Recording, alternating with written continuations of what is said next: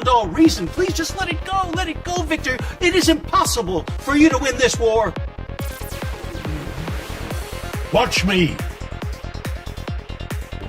You gave him everything he wanted, and betrayed your own daughter to do it.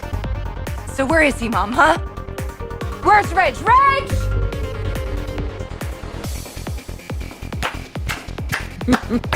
Moving speech, really. Almost Shakespearean, wasn't it?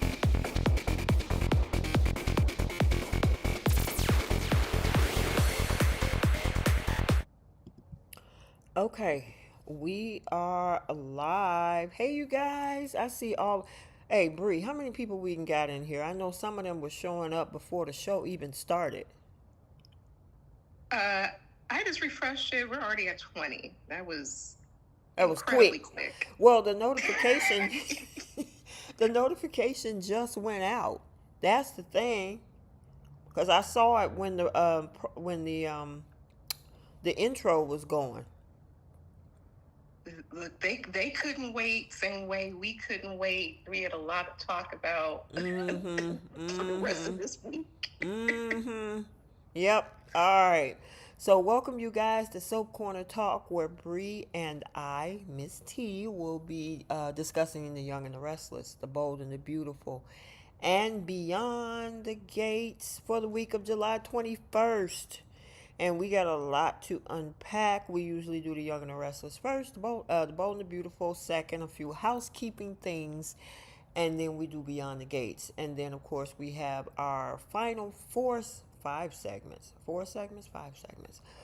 Flip the Script, Who's Taking Several Seats, Star of the Week, Pickle of the Week, and the Simp Olympics. And so... yeah, we got some things to talk about. I would say Young and the Restless was, it was all right, you know. I mean, from what I'm finding out after looking at the previews for next week, to me it's like, wah. Girl, look, this whole murder mystery was a flop, in my opinion. Girl, I mean, if they were going to bring on Kane Ashby back, they could have just brought his butt back to Genoa City as a billionaire instead of going through this whole thing with this stupid maze and, you know, killing Damien and all this kind of stuff, only to have it where it looks like from the previews Carter is the murderer. And then, okay, fine, he goes off to prison. Everybody go back to Genoa City and he's cleared. Okay, we could have did without 2 months of this whole thing in Italy. So you didn't see Monday's episode? Oh, really? I have not. So, Jenna, girl, we got some things to talk about, but yeah, this definitely comes to a close by Monday for sure. I know some people probably seen Monday's episode, but yeah, Kane definitely had a couple of bodies at that property. A couple of bodies? Yes, ma'am. Okay, so you're going to have to spoil it for me. Who? So, unfortunately, Monday's episode is going to be the last episode for Connor Floyd, who plays Chance. And the weirdo robotic guy who plays Carter, he is also gone. So, there's no coming back for Damien, no coming back for Chance or Carter. So... well, we knew. Remember, I kind of I told you about that when we had that conversation about 2-3 weeks ago about Connor Floyd, because he's gone over the days to take Billy Flynn's role. Yep. So, and it sucks. They didn't have to get rid of the character. We knew the actor was leaving, but I feel bad for Nina and for Jill and for Jenna, because that's her maid. Yep. So, okay. Well, so you said, so I'm assuming the two of them must have got into a kerfuffle, huh? To say the least. But I will say, Lily comes to her senses a little bit and put her big girl panties on and acknowledge what was what. What about everybody else, like Victor and Nick and... I'll say this. Kane put a huge target on his back. He still want to go to Genoa City, but everybody except for Billy and Phyllis are mad right now. What? Because they think Even all of this could have been avoided.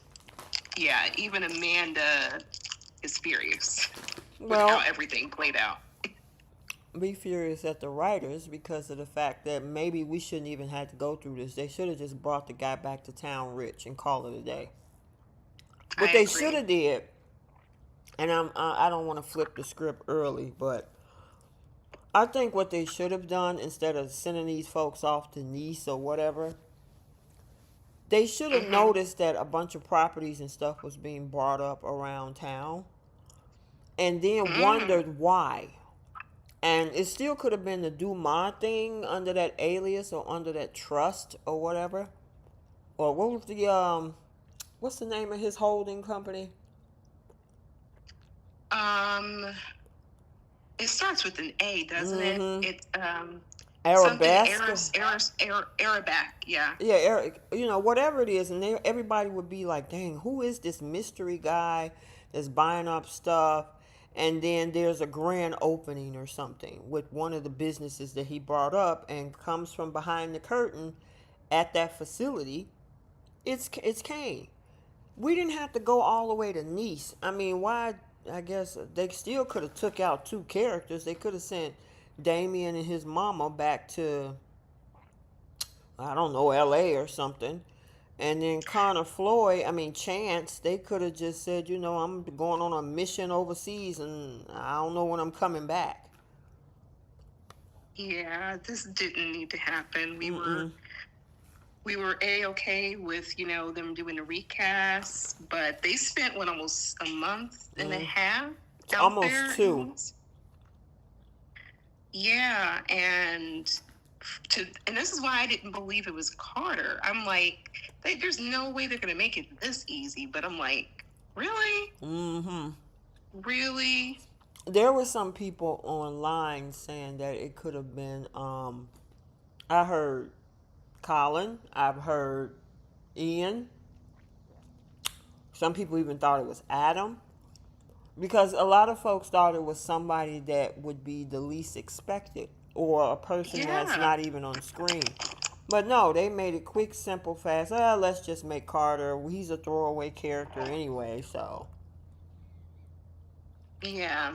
I mean, I guess I feel like I've been bamboozled because they said it's going to be a home murder mystery. Usually with a murder mystery, there's different people who could be suspects and different clues being revealed, like they did with the whole Heather thing last year. Exactly. I was expecting that, but this definitely, it took me by surprise. It didn't for J Money. J Money, if you're listening, feel better. But I would not expect for it to be this obvious, though. Look at that. Did you guys? Belinda in the chat says, I kept saying it was Carter all the time, but nobody agreed with her.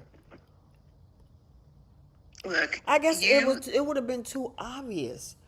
Yeah, but you got it, girl. Yeah, you got it. I mean, what can we say? That was the murder mystery, the end to the murder mystery, and in my case, it's wah wah.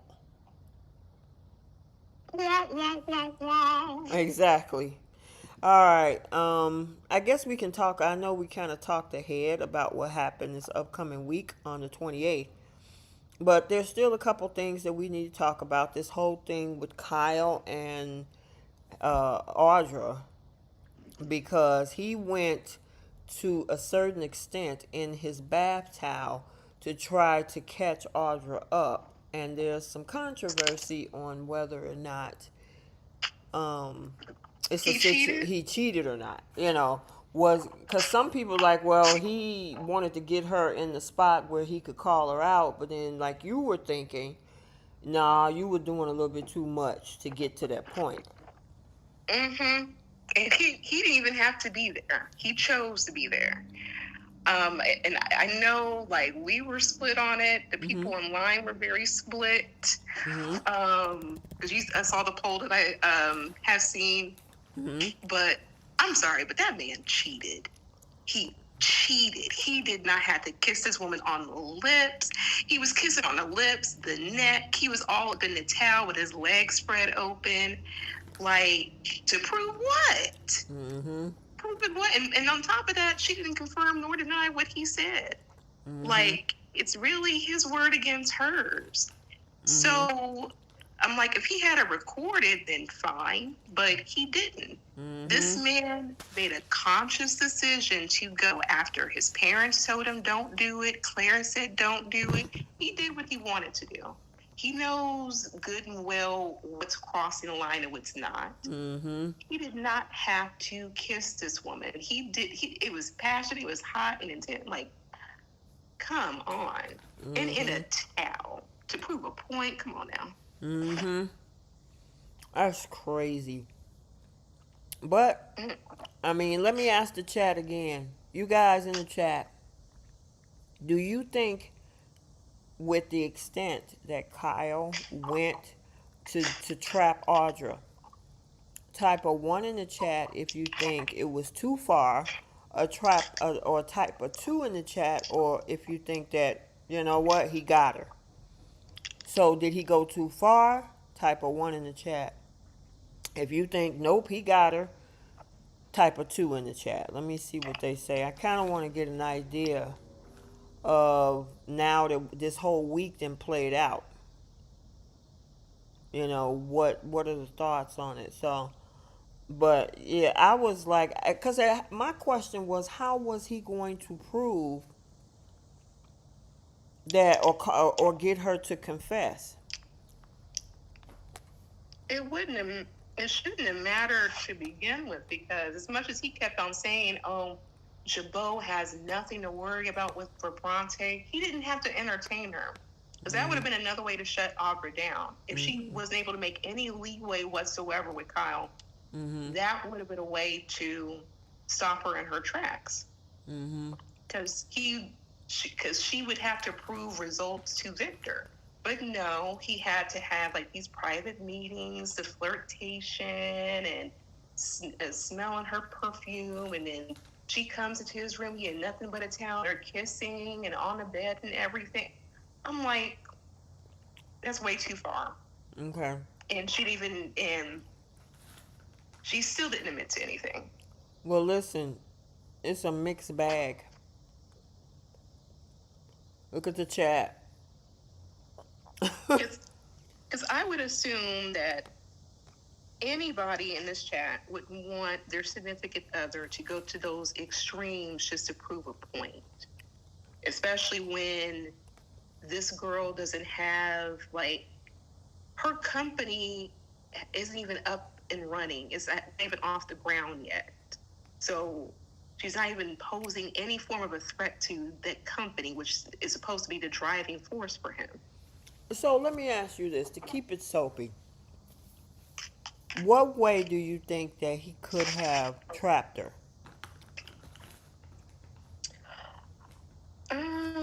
Could he have just maybe start trading text messages for proof? Or not get physical? That would have been more in her favor. He was probably better off reaching out to Holden to try to goat her into like a conversation, admitting what her plan is, and have Holden put it on recording, or something like that. Like, you got to find other ways to maneuver. Like, he's supposed to be a CEO or co-CEO or something. He's a whole businessman. He should know better not to put himself in a position that could cause him, to lose everything, because especially with the stuff that's going on in the news about how people can make allegations and different things like that, he put himself in that type of predicament. But Audra could also just run her mouth all through Genoa City and say, hey, Claire, This is what me and your boyfriend were doing. And plus, you saw Lily's reaction, Damien's reaction. Everyone saw how Audra and Kyle were. So once again, it puts it more in Audra's favor. So let me ask you this then. Did Will cheat on Elektra when he was kissing on Luna when he was trying to trap her? Well, she was privy to seeing that, and she was aware of the situation. Claire's not. Well, she didn't know that he was going to kiss that girl and go through. She thought that he was going to talk her into getting information about what she was going to do to Steffi.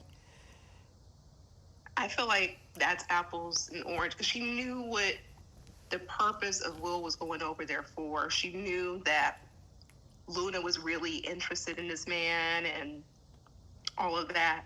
So somewhere in the back of her mind, she should have known that was going to come with the territory when he gets that information. Claire hasn't had any communication with Kyle. She doesn't know what's going on. She is to the understanding that Audra doesn't want Kyle like that. And if she were to witness all flirtation and everything that's going on, she would have told him, no, don't pursue anything further with it. She has no clue that this man did any of that. Whereas Elektra watched firsthand on a video camera what happened. So you think it's different? Yeah. Because if Claire saw what had happened, then that probably would have broke that girl's heart and Victor would have won. Mm-hmm. Well, I guess now, how are they going to do this back in Genoa City? Because nothing transpired except that part. Unless she has some film or something. This woman is incredibly confident. That's why I was talking to Heesh about, like, when she was talking to Victor, she said, well, Kyle thinks that he's won, but this is actually playing right into my hand. And then she had a conversation with Kyle, and I thought she was gaslighting him at first. Mm-hmm. But the conversation made me wonder, okay, maybe is she recording this? I'm wondering if she's recording every interaction. Because you saw, like, how Will had that little lipstick camera when he was recording Luna.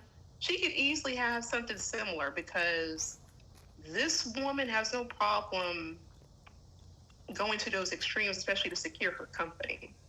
Now, so Belinda said that Kyle couldn't record, Belinda Hill, she said that Kyle couldn't record because there was no phone service. Well, not every camera requires a phone service, though. Like, if she was able to, like, record it on a lipstick and there's, like, a little SD card to record it, I can see her doing that. Or something, because you can get, like, those little micro cameras and get what you need without any Wi-Fi. But she's acting incredibly confident. And I'm wondering if she had it recorded. I would actually applaud her because this would actually be smart on her part. Because I don't like the fact that Kyle's given a sanitized version of events. Like, oh, Audra did this, Audra did... No, it took two to get her on the bed. And you didn't bother to put any clothes on. So you had no problem with doing the kissing and the leading on and everything too. So he's not innocent in any of that. But he's actually right though, because even though his part of it where he went through the whole, you know, what you were just describing, everything he told Nikki, he told his parents, is exactly what Audra and Victor are doing. It's the truth. The question is, what proof? How are you going to prove it? Exactly. I guarantee she's going to prove whatever she's going to prove to Claire or to Victor. He can run his mouth and he's basically making speculations. He hasn't confirmed anything. Like if there was like a secret meeting where he overheard Audra and Victor, that's another thing too. Like there's no proof. it's just assumptions, and that's as far as that goes. And she knows that, Victor knows that. So he has nothing to really run with, except for the fact that he cheated on his girlfriend. Well, he kissed this girl. He didn't sleep with her. And I'm wondering, that's what I'm trying to figure out. Because obviously Michael Miller is not going anywhere. So, how is he going to, how are the writers going to write him out of this $5 million leave town contract? You know what gets me? When he confronted Victor, which I thought was, first he was trying to stop Victor Monday's episode. Like, I got to talk to you. He's like, no, I don't. He walked off. I love that. And then he confronts both Victor and Nikki about his suspicions, thinking that Nikki's really going to do something. And she did exactly what I thought she was going to do. Nothing. Just quiet, doing nothing.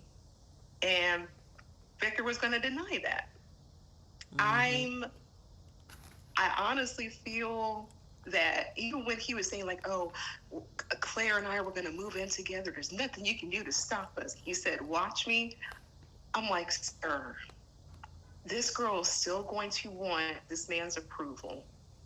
Well, It's not listen, gonna this is change where the anything. deal breaker needs to come in with Kyle and Claire, outside of Audra and outside of Victor. If her relationship is solely based on her grandfather's approval, which she's never going to get, Yeah, Kyle got to make a decision. I agree. I think especially since losing Cole, she's going to look to Victor as more of a father figure too. And that's going to make her want that approval even more. Because this girl has heard everything that Victor has done to his family, to her mother, to Nikki, her uncles, everybody. Even the stuff that happened recently where he had 3 moles over at Jabot.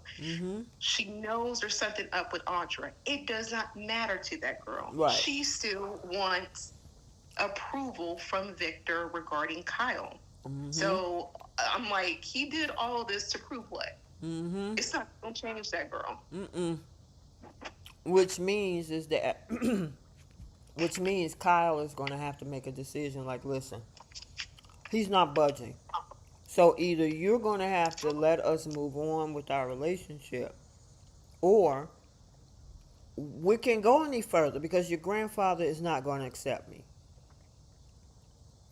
It is what it is. They're at an impasse at this point. Has nothing to do with Audra. Have nothing to do with anybody outside their relationship. It's up to them two on where they're gonna go from here. And if Claire is still stuck on after everything this man has done over the past year to prove, he did a whole tribute at Nikki's birthday. He went and sat down at the table to have a conversation, and it did absolutely nothing. And like you said, he still was putting moles at the company, and you put Audra out to do whatever. I don't know what to tell. Claire is like, what you gonna do, girl? Because it ain't working. Your grandfather ain't gonna accept him. So either you just gonna enjoy the relationship and move on, or y'all gonna have to end it. I think there's going to be a pause in that relationship. I think Kyle's going to tell her what happened. I can see Claire confronting Audra, and then Audra spilling the beans and saying, like, hey, your man was all over me, kissing me, blah, blah, blah, blah with me. And Kyle can't deny that. And I think that's also going to create a problem. But I think what's going to end up happening is this girl's still going to want this man's approval. She's going to want a father figure. Victor is it for her. She wants that. And, I mean, she even went as far as to take the Newman name and not her daddy's. But she's going to want that loyalty and that approval from her grandfather. So, yeah, Kyle's got to make a grown-up decision. He can't just wait on Claire because Claire's not going to get to that point anytime soon. But she do need to make a grown-up decision, because even if it's not Kyle and the next dude she get, we just say it's Holden, she's gonna want him to get approval from Victor too. Like, if she didn't learn anything from her mother, her grandma, everybody that's had a relationship that Victor doesn't approve of, just go about your business. Either he gonna go with it or not. He's been to several different weddings. He's like, he knows, like, if he can't do anything, he can't. I mean, she should really listen to her mother. The amount of times that Victor has, like, interfered, especially with her and Billy, getting her arrested on a wedding day, and getting Billy thrown into a prison. That's how he met Chelsea. Like, there's just, like, girl, getting Victor's approval shouldn't be a priority. Like, he accepts you, he loves you, he gave you $1 million horse. Like, move on. And you almost 30 years old and you acting like you 16. I mean, that's ridiculous. It's like that. You can't convince him to do anything. You can at least try. How many tries is Kyle gonna have to do? girl, he doing way too much than I would have. Like, but nothing in comparison to Michael. And Jasmine Williams said it's time for Claire and Nikki to tell Grandpa to kick rocks already. The problem is, he buys affection. You see all the things that he did for Nikki for her birthday and getting her chancellor. Like I just said, he bought Claire $1 billion horse. Like, all the family, even all the things that he's done to his family, they still want to work up underneath this man, live on his ranch. That's why nobody holds him accountable. He can do what he wants. Exactly. I mean, that's why Adam was walking on eggshells over at Newman Media, even though he has an ironclad contract that he can't be fired from his job, but he's scared of his daddy still. Yep. So, yeah, it's going to be interesting to see what happened when these two get back to town and what transpires, you know what I mean? Yeah. When the rest of the family decides to grow up, maybe Claire will too. Who knows? Yep. All right. I remember hearing something about the fact that with Sharon and Nick being on this whole thing, that something was supposed to transpire between the two of them, and I didn't see anything unless something happened on Monday. Girl, they're back on the merry-go-round. Really? What do you mean? Exactly that. They're back on the merry-go-round. It was a love story made to happen, and blah, blah, blah, blah. Oh, so they are on Monday. I'm expecting to see something with Nick and Sharon. Yep. They back at it, y'all. Back together again. Okay. Well, I guess it took us the 11th hour to get it, because they were trying to play cat and mouse for the last 2 months, being stuck there. We didn't need it at all. Nope. I guess I'll deal with it. We'll see, and see if Phyllis flip out about it. I don't think so. Okay. But I was wondering, when Nick got that cut on his stomach, was that from the guy, or did he hurt himself on the trunk? I was confused. I'm like, did the guy have a knife? Like, did he, like... And the reason why I say that, Bree, is because he said, man, I didn't think that I was going to have a war between me and the trunk. And I'm like, so he cut his stomach on the trunk? I'm like, really? I'm like, Jordan did worse than that. That's what I was finna say. I was like, didn't you just get slashed last year by Jordan? And did you see what I was talking about? About it looked like Jordan's, like, prison cell that Victor had for her? I missed it again. Yeah, if you flip the room around, that's exactly what their room was. At least that's what I saw. I think some people online even said the same thing. I'm like, they just flipped the whole set around. Okay. Wow. But I mean, even like the entryway reminds you of Victor's cellar where he had her at. But anywho, yeah, he. I would have thought the guy, the guard had like a knife, or maybe he cut himself on like glass. But I'm like, the trunk, really? He must have hit that corner real hard because I Really? don't understand where he hit the trunk and bled out. Yeah, to the point where he needed Sally to make stitches for him and Billy to try to help. And I'm like, good gracious.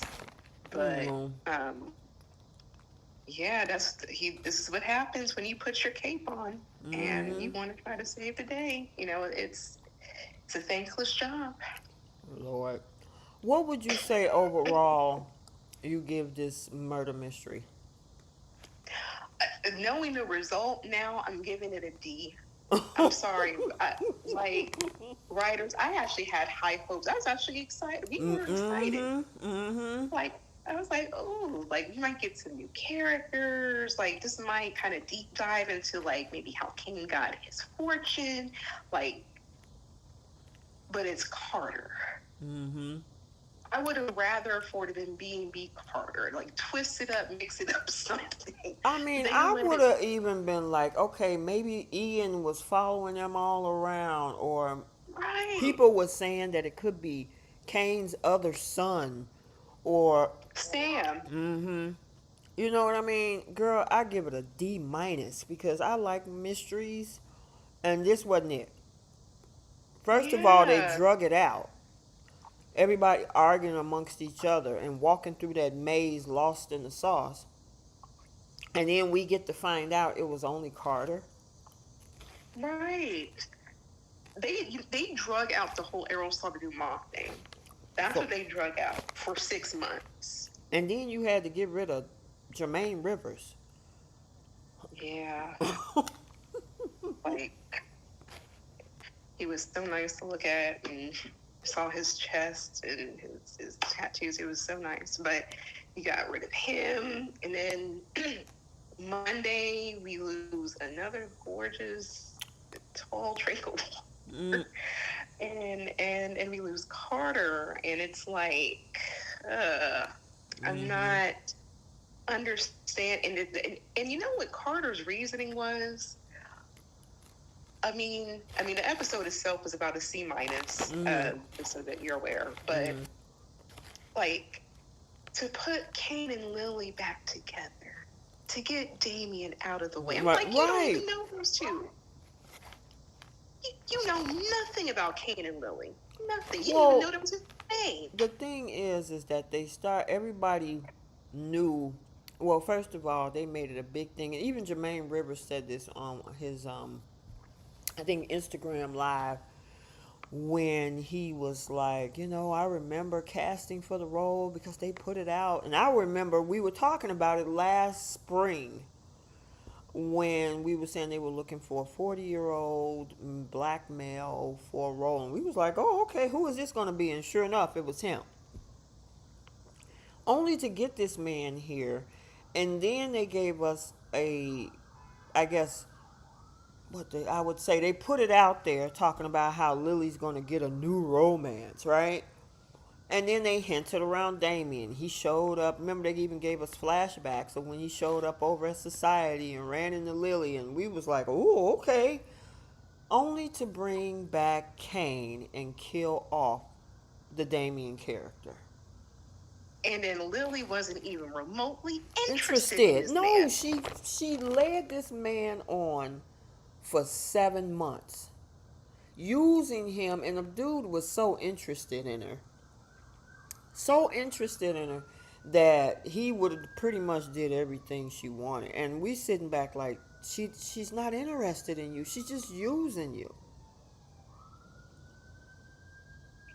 And the sad part about it, this could have had a lot of potential. Lily could have had, a fresh start. We could have, like, especially since they were involving her in the Amy storyline too, but they just made her insufferable throughout this whole process. And this man was innocent the entire time. Yep. Innocent the entire time. Victor lied on him, saying that, oh yeah, he's been looking into the Winters family for 3 months, and Devon and Lily gave that man grief. How do we know you're lying? What do you want from us? And then you had the man get fired from his job just to become a double agent for you. He follows you all the way down to Italy and get a knife in his bag. And then at the 11th hour, now you want to have a relationship with him. He was surprised she liked him at the 11th hour. It wasn't even, and they get in a whole relationship within 24 hours, and then she finds out that he's gone. And then you would have thought this woman was heartbroken from losing the greatest love of her life. Like, oh my God, Damien, how could they do this to him? Like, we were starting something amazing, something special. I'm like, girl, these fake tears, this fake outrage. You did not like him, did not want him. Girl, she decided to give him some at the last minute. Only hours before he got killed. And also because she needed something to do to get her mind off of Kane. Because she was fantasizing about both men. Yeah, that was bad. So I'm just... Yeah, writers, like I said, I had high hopes, really did. But we got to call it like we see it. This was a D+ for me. I'm thinking they're going to get a big hit for this one in next year in the Emmy reel. Because I don't... This was absolutely nonsense to me. Yeah. And they brought people on that didn't really serve a purpose. Like, they had Abby and Devon come on there for what? What did Michael and Lauren come in there for? Kane begged Michael and Lauren to come. They weren't supposed to come, but they decided to come anyway. And then we barely saw them. Right, but that's what I'm saying. What was the purpose of the writers blending in Michael and Lauren to be there when they really didn't do anything? I mean, Victor strictly snubbed them. You know, I mean, they talked for a hot minute when Victor got the information about Nick and Sharon being locked up, and then he was done with them. And that was it. He still looks stupid. He was so quick to be a lapdog. He's like, oh, I'm needed. Let me tell Victor what happened. And then he just sat there like a puppy dog in the cabin thing. And Lauren is like, I told you. I knew this was going to happen. Like, I knew it. So... Michael, I don't think will ever learn. I think by the time he gets back to Genoa City, he's going to end up working for Victor, especially since Victor knows that Kane brought up a whole bunch of different properties and just different things. He's going to make it hell for Michael to come back, but Michael's going to end up coming back, I guarantee it. So, where's Devon and Abby? Were they on there on Monday? No. Okay. We haven't seen Devon and Abby since we haven't seen Abby since her and Devon slept together in a train car. That was about a week or so ago. And then Devon, we seen him after Damien was unalived. And that was it. Yeah, I'm serious. I give this whole murder mystery this summer a D-. And writers, I know some of you guys have folks that might drop in and listen.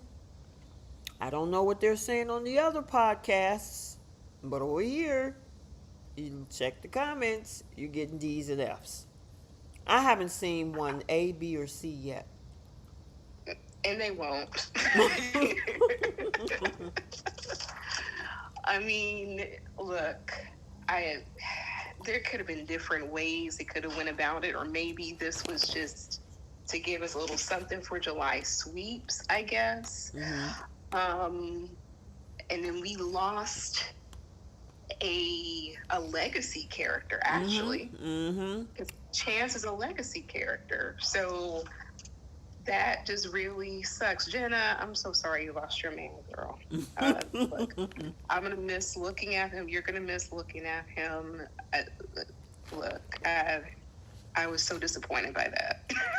Yeah, I mean, I hate to say it, you know. I mean, it's nice to see what Billy Flynn is going to do coming over to The Young and the Restless.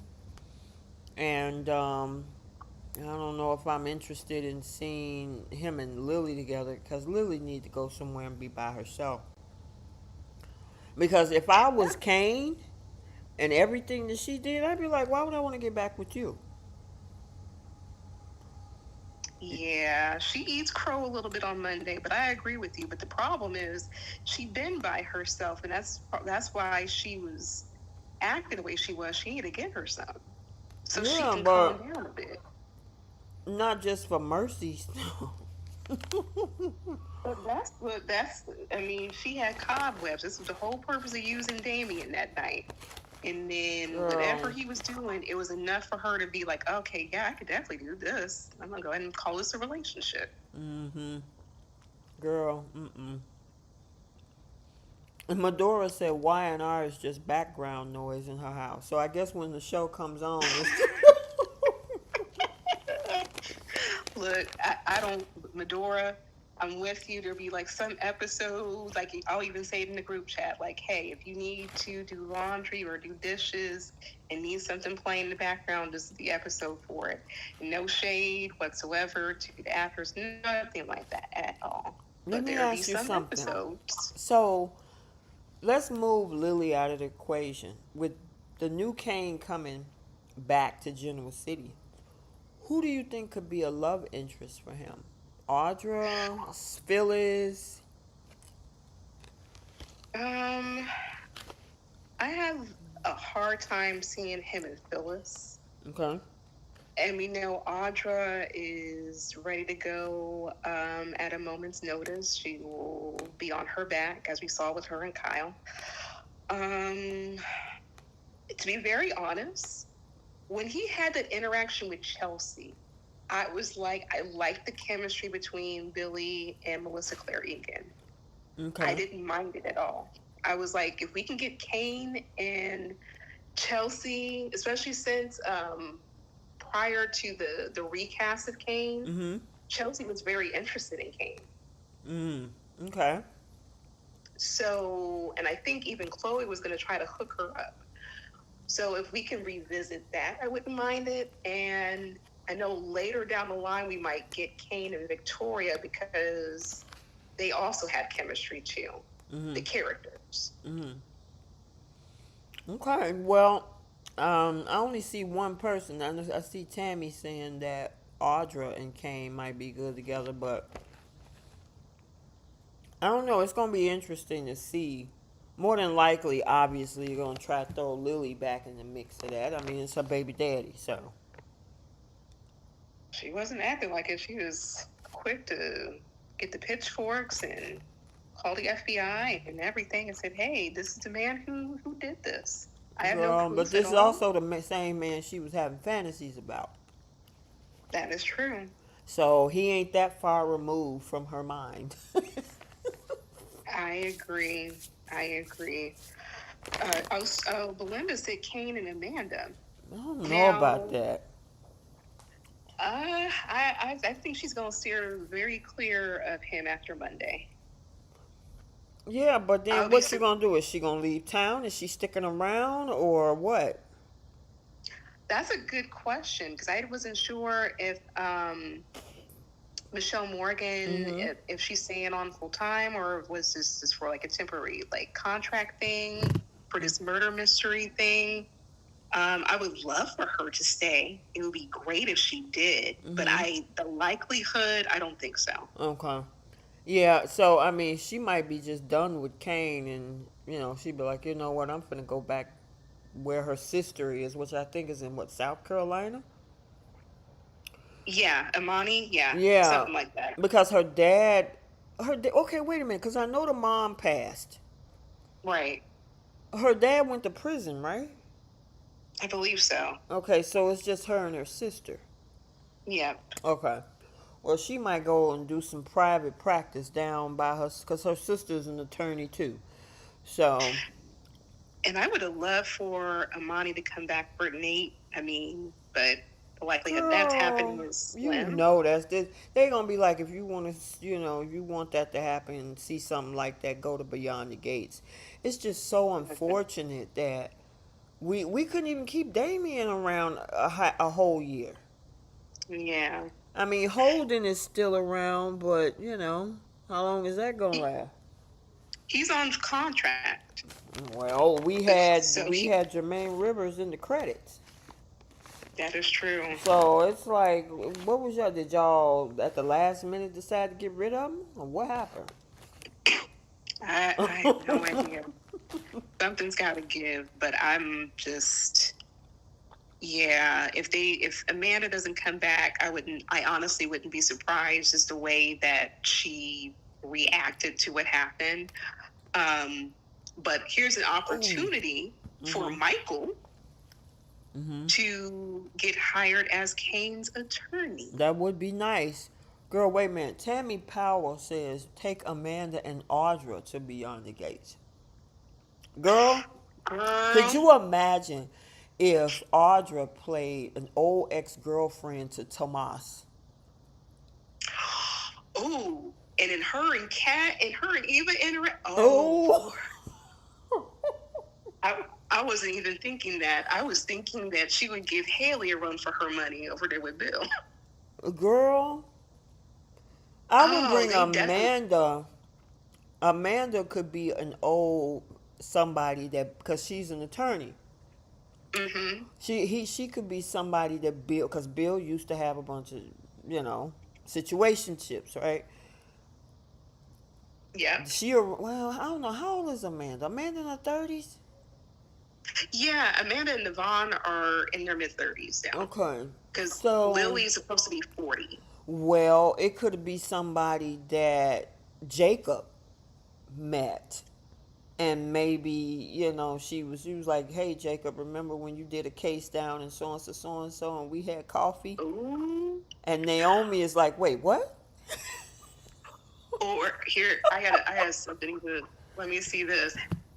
If she comes and she's one of Andre's lovers, and she decides that she wants to try to pursue a relationship, and that drives Danny crazy, and her and Carla Mosley go at, oh wow, that would have Girl, been. I think having Michelle Morgan and Zalika Silver over at Beyond the Gates would be fire, especially, like I said, if she's some type of ex of Tomas. Yes, I would love that. That interaction between her and Kat, or her and Eva, I need to see that. So writers, CBS, whoever, y'all listen, give us that. That would be fire. Mm-hmm. But And then, since you got a Jermaine Rivers out there, bring him over, for because Nicole, even though Ted was out there creeping with Leslie, maybe Nicole had a couple of conversations with somebody. because she's still too squeaky clean. I'm like, you got skeletons in your closet. Got to. Got to. But please bring Jermaine Rivers over there, because he would have been great for Nicole. A lot Shanice, like Who, even Jermaine Rivers? Vanessa. Yeah. Girl, wait a minute. Somebody in the comment section, that girl says that Audra would eat Tomas for lunch.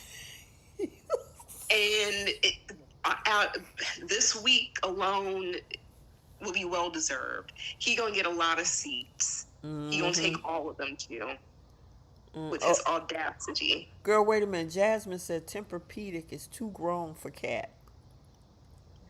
Look, Kat, go. Look, what I will give Kat credit for is she will give as good as she gets, and there's just no way she's gonna let Tempur-Pedic get away with any stuff that she says, because this woman goes toe to toe, even with Leslie. The cat can handle herself; she'll be fine. Yeah, that would have been an interesting thing if they. Well, obviously Audra isn't going anywhere. She's gonna stay put. But Yeah. Amanda and Jermaine, I mean Michelle Morgan and Jermaine Rivers, that would be a nice addition to Mm-hmm. Beyond the Gates, with bringing out some skeletons in the coal closet, and then with Amanda, having her sneak up on somebody over there. Mm-hmm.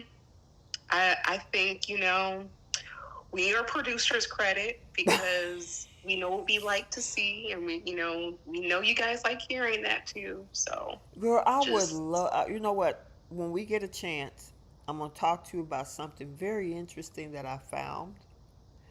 okay. And it's very creative.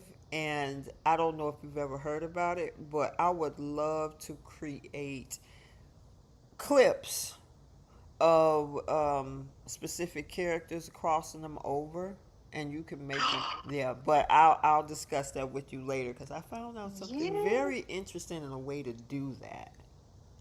Oh, we gotta And it talk. has We gotta talk. transitions in it, where it transitions to a neck. Oh, girl, it's amazing, that some of the stuff out here. But I would love to create something like that. And all you need is like a photo of a specific two characters to create a whole interaction between the two of them. Oh, And we you definitely create gotta your talk. own dialogue. So I mean, you could pull a, I don't know, pull a Jermaine Rivers character, or and you can call him Damien or whatever, and Hmm. switch him, have him talking to somebody like Danny or something. Yep. Hmm. But we'll talk about He that could. later. Oh yeah, I was about to say he could be the long lost son of Vernon. He could be like a love child of Vernon, something like. Right.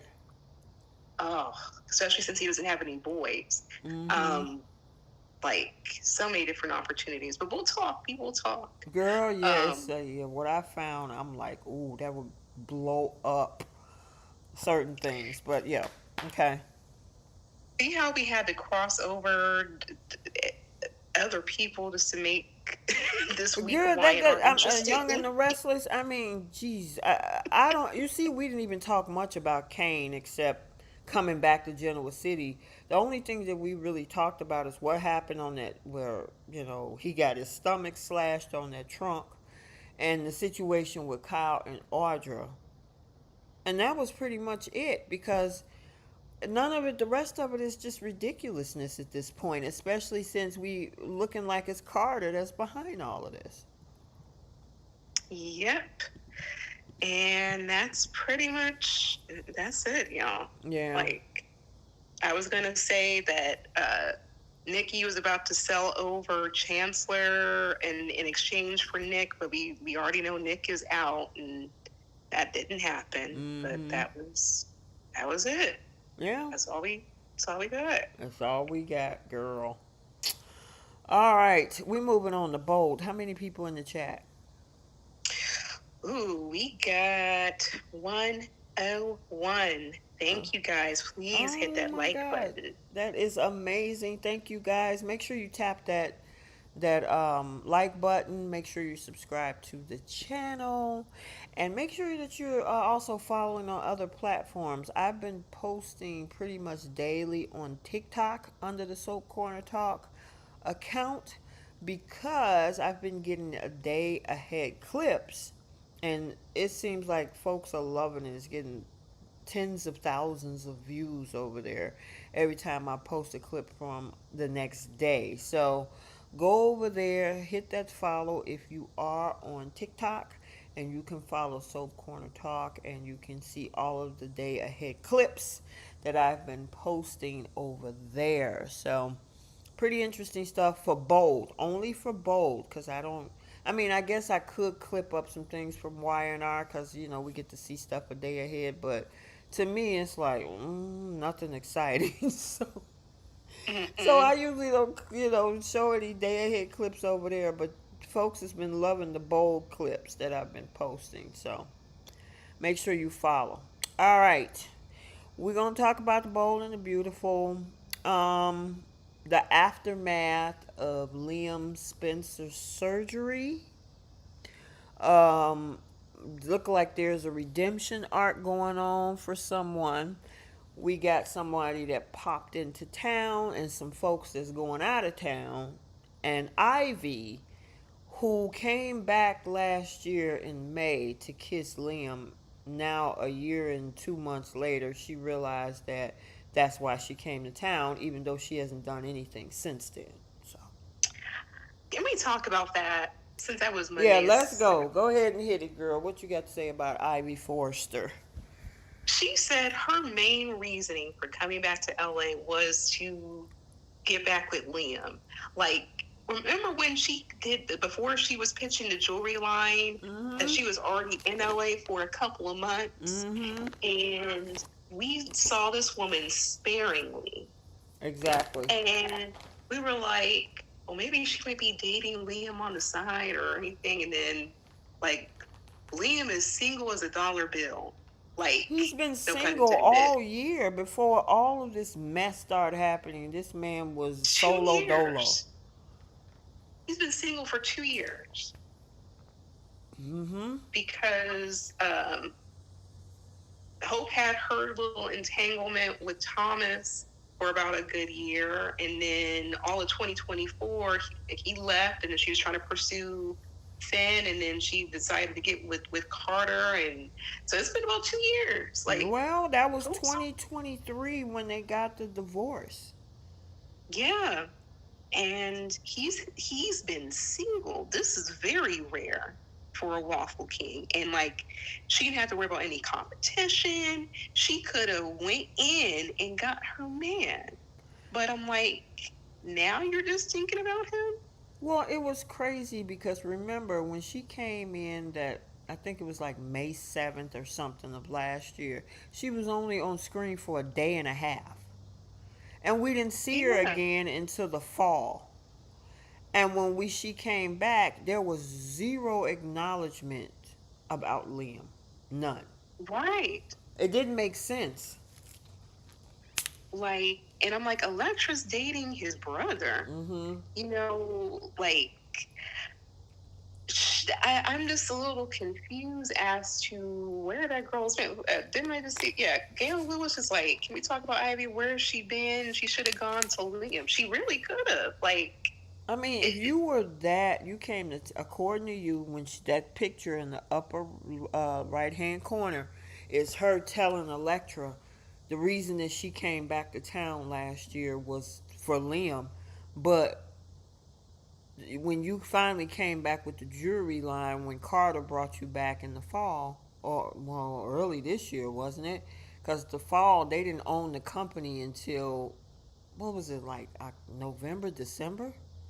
yeah, Right. So by the end of the year, and they brought you back, you could care less about where Liam was. It shows the lack of continuity between the storylines because the writers just dropped that, and then when they brought her back, they didn't pick up where they left off in May with this.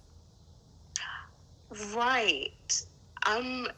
It was actually, she got hired on thanks to Eric and Rich, because Stephanie didn't want to go with the jewelry line after Carter pitched it, and then that was a driving force for Hope and Carter to try to take over the company. So even still, like, she's been there for about a good year. Right, and they used her not only for the jewelry line but for the deep fake thing to Yeah. help her niece. But other than that, Liam was an afterthought. Yeah, not even a mention, a thought. They didn't, as much as he's over there at El Jardino, you can go over to El Jardino, nothing. Like, and he was wide open for you. You had, like, both women were occupied. Your Exactly. competition was occupied, and only until he reaches the brink of expiration, now you're thinking about him. Right. Yeah, to me, they could have really gave her, because I mean, if she was a supporting role to Electra's storyline, that suck because we didn't know who Electra was. We know who Ivy was. Mm-hmm. Why make Ivy a supporting role to somebody that we didn't know and technically a lot of us didn't relate to because she was more of a in a younger storyline. And it was like, okay, the deep fake thing, that's a bad thing, but I mean, and then you brought obviously a lot of people were interested in Josh Morrow's son. Mm-hmm. But the thing is that they really could have gave Ivy something to chew on by having her build a romance with Liam. Yeah. Like I actually would have been good with it. He probably would have been great with it too, because it's been a minute since he had any. And Well, on that top was of the that, other thing, Bree. He was off screen for a while himself. yeah, the actor. Right. Um, Scott Clifton was off screen because I think something happened to his girlfriend, right? his girlfriend was in a severe car Right. accident, and I think like 60% of her spine was curved, and he was being a really good man for her. So I fully respect him taking time out for the woman that he loves. And, I understand the writers had to kind of write around, Mm-hmm. everything that was going on. Um, but he also could have like played it off and said like Ivy and Liam have been meeting up, but off screen, like do everything else off screen. Mm-hmm. Yeah, they could have, but they didn't because they're lazy writers. I mean, sometimes Oh, it's like they just throw some stuff together. I'm sorry. Listen, you want to know? That's my opinion. There's some things I like about Bold. There's a lot of things that I'm like, why are we doing this? and we're being honest because we're fans of the show. We love the show and everything, but we straight shooters and all the soapies, even in the chat, all 110 of them. But Mm-hmm. look, we're going to be honest, and I wouldn't have mind Liam and Ivy, especially this grown-up Ivy. Like, Right. It would have been something different. I mean, because Liam was bouncing from Steffi into end of 2023 and early 2024, and then he tried to talk to Hope in the fall. Remember? yep, yep. She's the So most prettiest girl in the building. I remember that. exactly. He waffled back and forth between the two of them, and neither one of the women wanted him. And so here's Ivy, who was bouncing through the halls with the jury line and her niece. They could have made a whole thing. Well, like I said, again, Scott had to go off screen for a while. But during the time that he was there, Ivy was there. They could have made something. You know what I mean? Yeah, I don't know. that that would have, I don't know. But I mean, hey, she's interested in him. Hmm. So I'm wondering, since what's her name is leaving? Jackie? Yeah, Hmm. Miss Jackie's finally leaving off screen. Hmm. Um, I wonder if Ivy's going to show her interest, and that's going to spark some jealousy from the other baby mama. Well, I'm thinking because then that brings us to Daphne. So we got Daphne back, but here's my question to you. Did you see the sparkle in Carter's eyes? Yes, I'm like, that's a completely different tune. Like, he was so worried about how Hope would feel if Daphne were to come back, and you would have thought, like, the roles were reversed. Like she rejected him, and he was so happy to be in her presence. I'm Well, I like, mean, this is a whole. He hadn't even proposed to Hope yet when Daphne made her intentions. Now that Daphne's back, he's a whole engaged man. yeah, and he just all smiles and says, like, I miss you. I'm like, oh, okay. Yeah, and Um, smiles and sparkles in his eyes, and she looking at him like, wait, what? like that picture right there, the bottom left, right there. Like, what? What? I Like, oh, mean, Girl, please. So what this tells me is that now, and we've been saying this for months, and Yep. we're going to break down because we got a lot to say about the Liam storyline and Dr. Buckingham and all that stuff.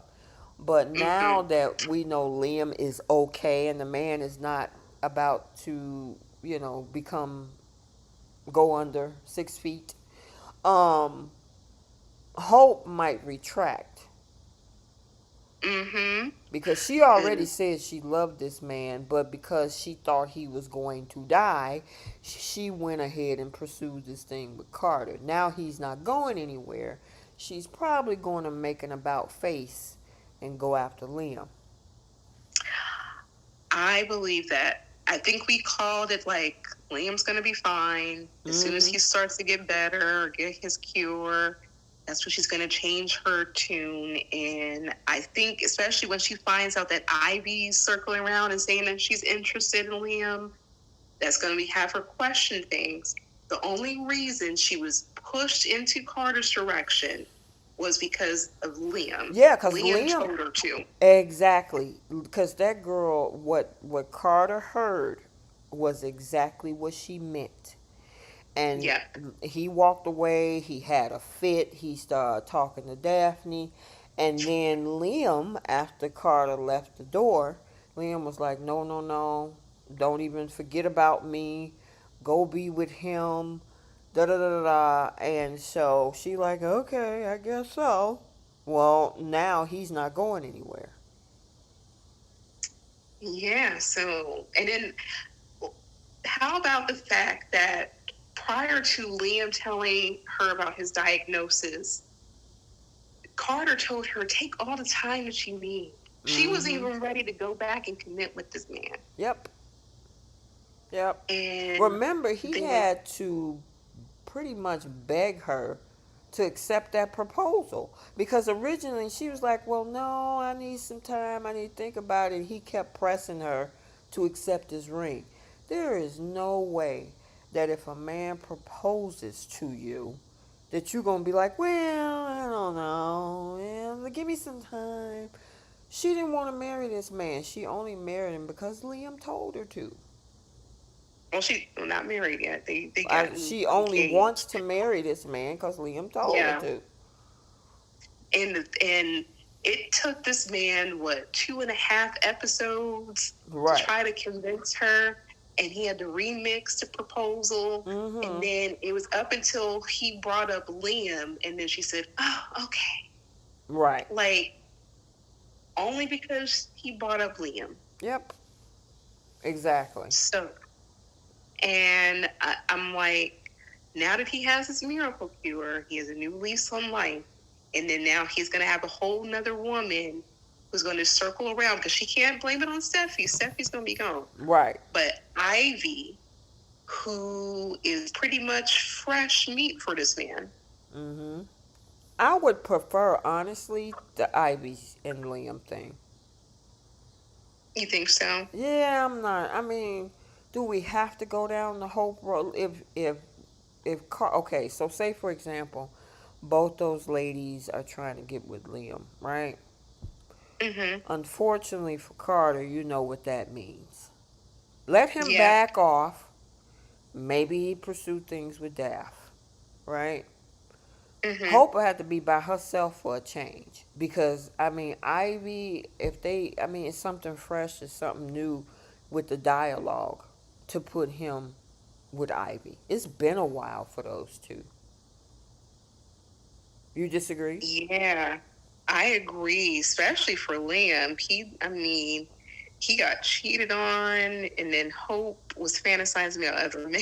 Right. I mean, Well, why go? with That's still less than two. Well, no, it's a little over 2 years ago now. That's not yep, that old. That Hope went through a whole divorce and slept with his arch nemesis. and then was trying to get with Steffi's husband, and then she's sleeping with Carter. She been making moves since the divorce, and Liam was on his daddy's couch. Exactly. Remember he was going through this whole crisis about I don't know what to do with my life. I guess I'll Yeah, on be a his great birthday. father. Yeah, because no one remembered his birthday. Right. Nobody remember his birthday, and he was like, "Poor me. What do I do with myself?" And I'm like, Ivy, you could have saved the day. Mm-hmm. Like just acknowledging him, breathing around him would have done wonders. But no, he went to Steffi, and she had to make him some form of a cake. I forget, it was like cookies or something. But like there was opportunity, Mm-hmm. and I think he's gonna go back to having those women all over him again. Yeah. Well, at least it won't be Steph. Yeah, Yeah. Steffi's decided to take off now. Yeah, that was a weird exit though for me. Don't you think? We know Yes, why she's exiting because she of gotta, course. because she gotta had a baby, right? And by Hmm. now, I'm assuming since they're what 3 months ahead in filming, Yeah, right? So if you subtract 3 months, what is it? April? The end of April? yeah. Yeah. So because I think she was due in May. Remember we have been saying that, right? Oh Um. yeah. So, I mean, I don't know. I just thought it was. I guess she figured like, okay, you're well now. I guess you didn't have your brain surgery. Tumor is gone. Okay, I'm gonna leave town. I don't know. I just thought that was a weird exit. The way they exited her. Right. It wasn't suspenseful or anything like we thought. Right. Like Luna was gonna Like put her in a coma or something. right, or um, she would have to run away for her safety or her kid's safety, or she catches Finn trying to be a father to his daughter. Like, we were thinking, like soap writers. Mm-hmm. But no, they're letting her exit quietly, and I'm glad for once. I'm just glad that Steffi's off screen. No shade to Jacqueline whatsoever, but Steffi was on my nerves. Yeah. I mean, she was getting on a lot of people's nerves. A lot. Yeah. So So, when she take a break, we take a break. I'm mm, cool with right, it. exactly. All right, let's But move. Oh, go ahead. You got something to say? I was gonna say, but she did eat a little crow before she had to Yes. go. Yes. So the bottom left picture is Sheila coming by to see Liam, and I mean Sheila was about face. Oh, Steffi, okay, I'll come back. She was like, no, no, no, no, no. Come on in. I'm glad to see you. And of course, Sheila looking like, okay, on what alternate universe am I in?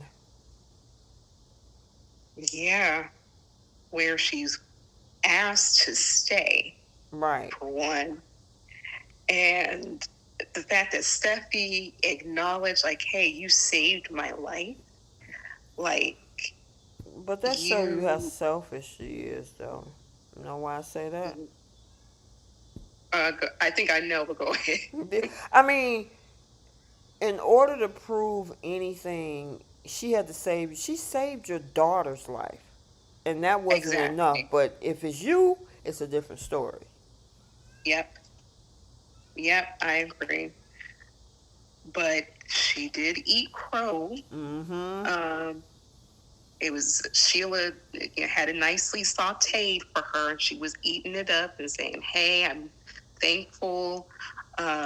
You saved my life, and Luna's gone, and blah blah blah blah, and take the win, Sheila." And I'm like, "Oh, wow, okay, wow, this is Twilight Zone for real." But I'm glad that she at least acknowledged Mm-hmm. what happened Mm-hmm. and said, "Yeah, she risked, she got shot for me in the Mm-hmm. foot." And I'm so sick of them showing this woman's foot. I don't care to see these 8 toes. Girl, or they be making these toe cookies and all this other kind of stuff. I'm like, come on. Deacon's like, "My 8-toed beauty." I'm like, I don't want to think about that.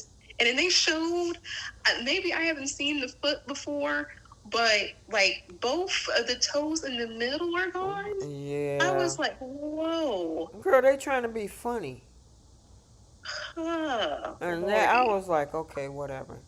But obviously, like TA saying in the chat, is that Sheila's getting a redemption arc. I'm hoping that Kimberly Brown had a meeting with the writers and said, look, I'm ready to retire Dangerous Sheila. And can I just finish out my career as being a nice person? Because I got a husband and a business. Yeah, I'm hoping so. I mean, she had a 30+ year career being a Right. villain. I mean, she put in her work. Like, Luna is like the new age villain. I feel like we're gonna get more of that. So she's like, hey, I did exactly Oh, what that character was supposed to do. Keisha said invite her to the call. Hold on. Keisha. Hold on. Invite Keisha. Let me get Keisha in here. Keisha. Oh, there she is. Okay, let's see. See if I can get her. Keisha. I hope I did it right. I'm trying to get her in here. Hold on. Let me try it again. There she is. Oh, she there? There she is. What's going on, Keisha? Can you hear us? We can't hear you, Keisha. Oh, well, I'm sitting over here talking in my You was on mute. muted. Yeah. Oh man, what you got to say, girl? You came in right at bowl. I'm assuming you didn't have anything for Y&R. Oh, I'm pissed at Y&R. Oh, right go ahead. now. I'm gonna go ahead I'm and let just it mad out. that they killed Chance off. Like, I just, why couldn't they just let him go off into the sunset with Summer? Why did they need to kill him off? Isn't he the last chancellor? Or his dad? Maybe his I think dad. so. Or is his dad still alive? His dad is still alive, isn't he? Yeah, but he's not having children anytime soon. So. Right. Yeah. That was such a foolish. I don't know. I'm mad at that whole storyline. It was stupid. What do you think about the whole thing with Audra and Kyle? Also stupid. She looks desperate right now, and Kyle was doing waste. I know he was trying to prove a point, but you ain't need to prove a point that bad. You was doing too much. So regardless, even though they didn't go all the way, he still did enough for, like, if I was Claire, I would still be pissed off at him. Like, that's still ground for me to break up with you, because you knew she was playing you, but she decided to still do all of that, I guess, just to see how far she would go. Yeah. I was trash. What do you think about Nick and Sharon and him cutting himself on that trunk? That was corny. Like, what is happening? She was like, Nick. Oh my gosh. I'm over that whole niece scene. Like, I'm ready for them to just go back to Genoa City. Thank you. That's They the wasted same our thing time. I was saying. Wasted our dang on time. Or 2 months of it, and then 6 or 7 months of the mystery of Aristotle Dumas. Yeah, so when Kane comes back to Genoa City, everybody is going to hate him, because he basically kept them away from Victoria while she was going through what she's going through with Cole passing away. He called Chance out there and got Chance killed. Damien's gone. This was just nonsense. Yeah, I agree. Yep. I ain't got nothing else to say about Y&R. I'm so mad at them. Okay. Now, when we were talking about Bold in the beginning, we were talking about the situation with Ivy and how when she came on a year ago for the day and a half, it was all about Liam. They brought her back for the jury line. Liam was like a non-factor, and then now we saw in today's episode, she was, or was it yesterday, one or two, where she was like, oh my God, I came here for Liam, and now all of a sudden she feel for him. That happened today? Was that today or yesterday, Bree? That was early this week. I think like Monday or Tuesday is when he. Yeah. She was talking to Alexa. Electra. Okay, yeah, I did see some of that. I didn't see that whole episode, Oh, okay. but I did see that part. My guess is, since now that we know that Steffi's about to go out of town, because Jackie's finally doing her parental leave, maybe they're going to give her more screen time since Jackie won't be on screen. You think they're So gonna put maybe, her in a triangle with Hope over Liam? I don't know if it would be a triangle right now because Hope is still engaged to Carter. Yeah, but you see them bringing Daphne on and how sparkly eyed he was over her. Yeah, yeah. I don't know. Well, I don't know what they're trying to do with that because They don't know either. yeah, because I mean, is the actress, is she gonna be on contract? You know what I mean? I mean, she's Or still in is the credits, so I don't know. yeah, or did they just usher her back in to break up Hope and Carter? So I don't know. She can be in a triangle with Ivy and Liam if they even put Ivy and Liam in scenes together. I mean, I go ahead, Bree. I think they will, especially since she said that was the best boyfriend that she ever had, and she had a chance to be with him again, that she would take it, and blah blah blah. So they're gonna put him back with that girl. And now that Steffi's gonna be gone, one of his baby moms is gonna be upset that he's moved on to somebody, and plus, Hope didn't want to be with Carter anyway. Right. Yeah, I mean, I don't hate the idea of Liam being with Ivy. Me either. Just the history between him, Hope, and Steffi, in my opinion, especially with Steffi, there was just so much nastiness, and they just, their history is just too toxic for him to really be with either one of those women again. And Liam needs a fresh. And I know Ivy is somebody that he dated before, but it's not the same, in my opinion. Right. Um, they need to refresh Liam with a new woman that is not Hope or Steffi. Right. I agree with that. I would love if they would take it down that direction with Yeah, him and Ivy. unfortunately, I think in the end, I think it's going to be Hope though. I have always felt like, even before Finn showed up, I've always felt like they've written Lope to be, those two to be each other's end game, because she got completely different writing with Liam than what Steffi got with Liam. Steffi was always the second choice. She was always, just like Taylor is to Ridge now. That's how Steffi had always been with Liam. She was always the second choice when him and Hope were mad at each other. That's who he would run to, What did you think and of? then Go he ahead. would drop her the minute that he and Hope made up. So yeah. What did you think about the whole thing, as Bree would call it, where Steffi was eating crow by giving Sheila acknowledgement? I don't know if I would call it eating crow, because it's not like anybody forced her to apologize. I think she was just being the bigger person, and you know, she recognized that Sheila did something to help save her life, and she was giving her giving her thanks for that. Gotcha. She wasn't nasty to her when she walked in. She told her to stay. Yeah. I think Sheila was even shocked by that. Like, wait, what? Yeah. Yeah. I think for Steffi to give Sheila any acknowledgement, I think that was a lot for her. If it was anybody else, she would have thanked them as soon as everything happened. It took, several days after the shooting for her to even acknowledge what happened in Sheila's role in that. That's why I was saying she was eating crow, because she didn't want to do it, but she knew that it was the right thing to acknowledge what Sheila did. Yeah, I mean, Sheila actually did a lot in that whole situation. First of all, she tried to warn them by phone. Nobody picked up the phone. Then she figured out because even Taylor gave her grief until, she put two and two together, saw the origami stuff, and went over to the beach house.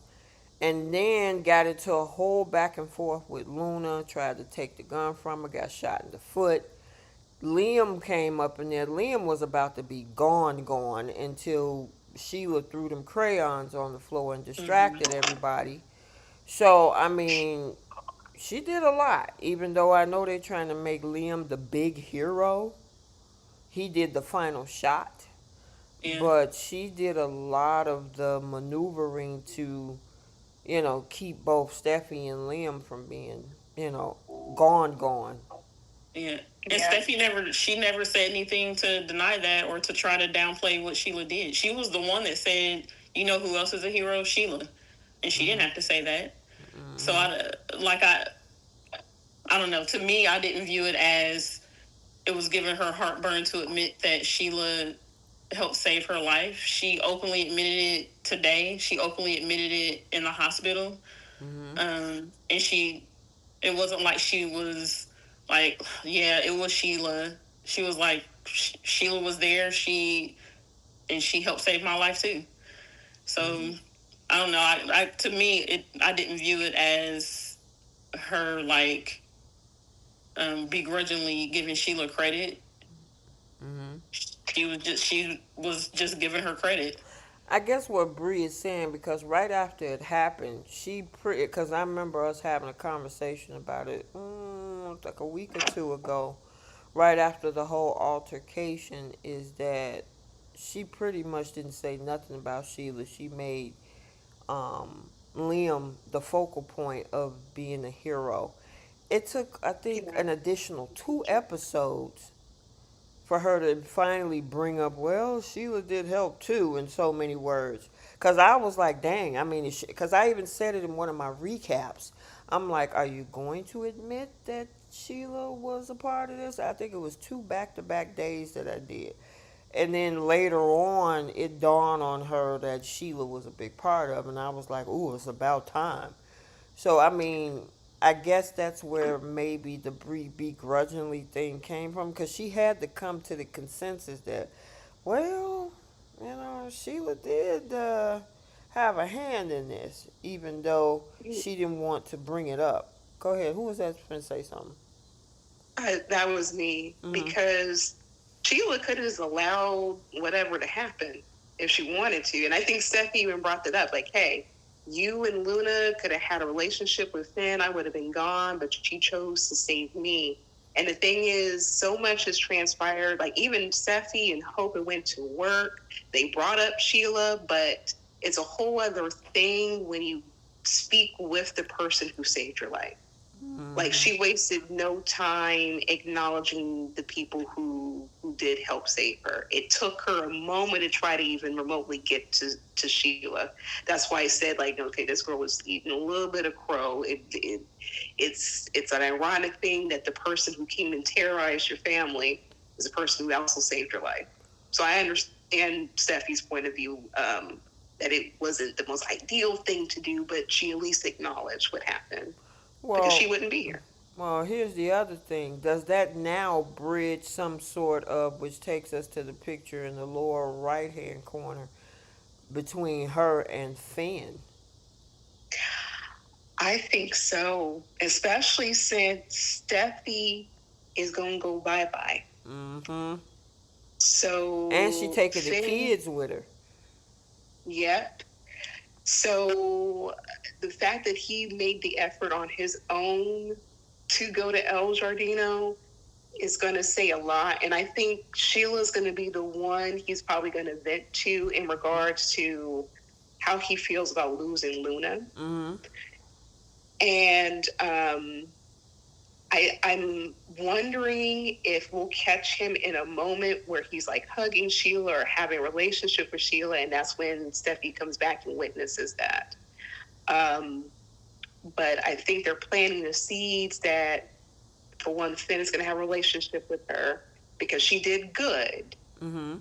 And then eventually when Luna comes back, I have a theory about that, then he'll have a relationship eventually with her. And maybe that might be the break that Steffi's going to need from Finn after witnessing that. What do you think about that, Keisha, about the Finn and Sheila coming together? Well, this show at some point was gonna have to have Steffi ease up on Sheila Mm-hmm. because there's literally nothing else for her to do. Um, because they're trying to write her as a good person now. There's no story for her. because she has no reason to interact with anybody else other than Deacon. Finn and Oh. Deacon. Mm-hmm. So I think this was a way for Steffi to finally ease up on Sheila and um, maybe she's not going to care anymore whether or not Finn wants to have if Finn decides to have a relationship with her. And I think maybe they're doing that because I think Lee is the I think Lee is the one that has Luna. Yeah. And I think they're probably setting it up for when that comes out. Her like everybody's going to be cool with Sheila. Like Finn and Stacey are going to be fine with Sheila, and then Lee is going to become public enemy number one because she lied to everybody about Luna. Well, we also saw a moment between Sheila and Lee. Yep. Like the grandmothers banding together. A part of me wonder if she told Sheila that Luna's a lie. Oh no. I don't think in that moment she did because Sheila asked her about helping with the arrangements, and Lee said they're already taken care of. Right. And I don't think Sheila would have asked her that question if she knew about Luna. It doesn't mean that maybe she'll tell her later. Right. Or that she might not. She will say something to her later about it, but I don't think Sheila knows right now. Right. And I don't know that she would even trust Sheila with that information. Yeah, I honestly think she's getting a full redemption arc. She's settling her issues with Steph. Fan is now open to having conversations. Lee is actually can tolerate her to have a conversation. So And Diane DeVille, that was my exact thought. She said, I think Lee is going to confide in Sheila about Luna. I think they're piecing Finn's family together. mm-hmm. I think that's why they keep asking this man, hey, how do you feel about losing your daughter? How do you feel about what transpired between Luna and everyone else? And he doesn't want to share anything. I think he's going to bottle all that up until he breaks. And I think, especially since he's open enough to go and visit Sheila and thank her, I think we're slowly going to see a relationship there to where he's going to confide in her. Because who else is he going to confide in? Right. And I think Lee's also going to try to bridge that gap because she keeps talking about like how Luna hasn't had the right mother figure. Right. And if she was raised the right way or if she had this guidance, she would turn out differently. And I think Lee's going to try to get redemption for that girl. Yeah. That's why I think she's keeping her alive. Yep. I have a feeling that girl is somewhere in a coma. This is a replay of 2022. Mm-hmm. Yep. When Lee had Finn when he was in a coma when he got shot by Sheila in the alley. And so yeah, it's just a replay. They're good at just trying to replay stuff. It's just interesting. Go ahead, Keish. What doesn't make sense to me though about this is why not just keep her in the hospital in a coma? Because when she does wake up, she's still facing jail time. So now not only have you lied about her being dead, like you can't try to facilitate a relationship with Finn if you never tell him about her. So how is she going to bring Luna back into the fold and then also avoid Luna going to jail? That's what doesn't make sense to me. You know what? In my opinion, if she wanted to try to help facilitate that relationship, she wouldn't be lying about Luna still being alive. She would just let Luna get better in the hospital and then try to play on Finn's, the sympathy card because she's in the hospital recovering in a coma or whatever the case to try to get Finn to forgive her or whatever. So that's the only thing that doesn't make sense to me for Lee to hide her because she's not like you're not going to keep her from jail once she gets better. So I guess my question is there any indication that Lisa Yamada's coming back for sure? Because, I mean, like, I agree with what Keith's saying. If you're going to be the same person and you just wake up, could they do a facial change? or something, so nobody know who she is. Oh, I didn't even think of that. But how would that still doesn't? I mean, so then where? How do you get the relationship with Finn then? They would have to let him in on a secret. And we know Finn isn't going to lie to Steffi.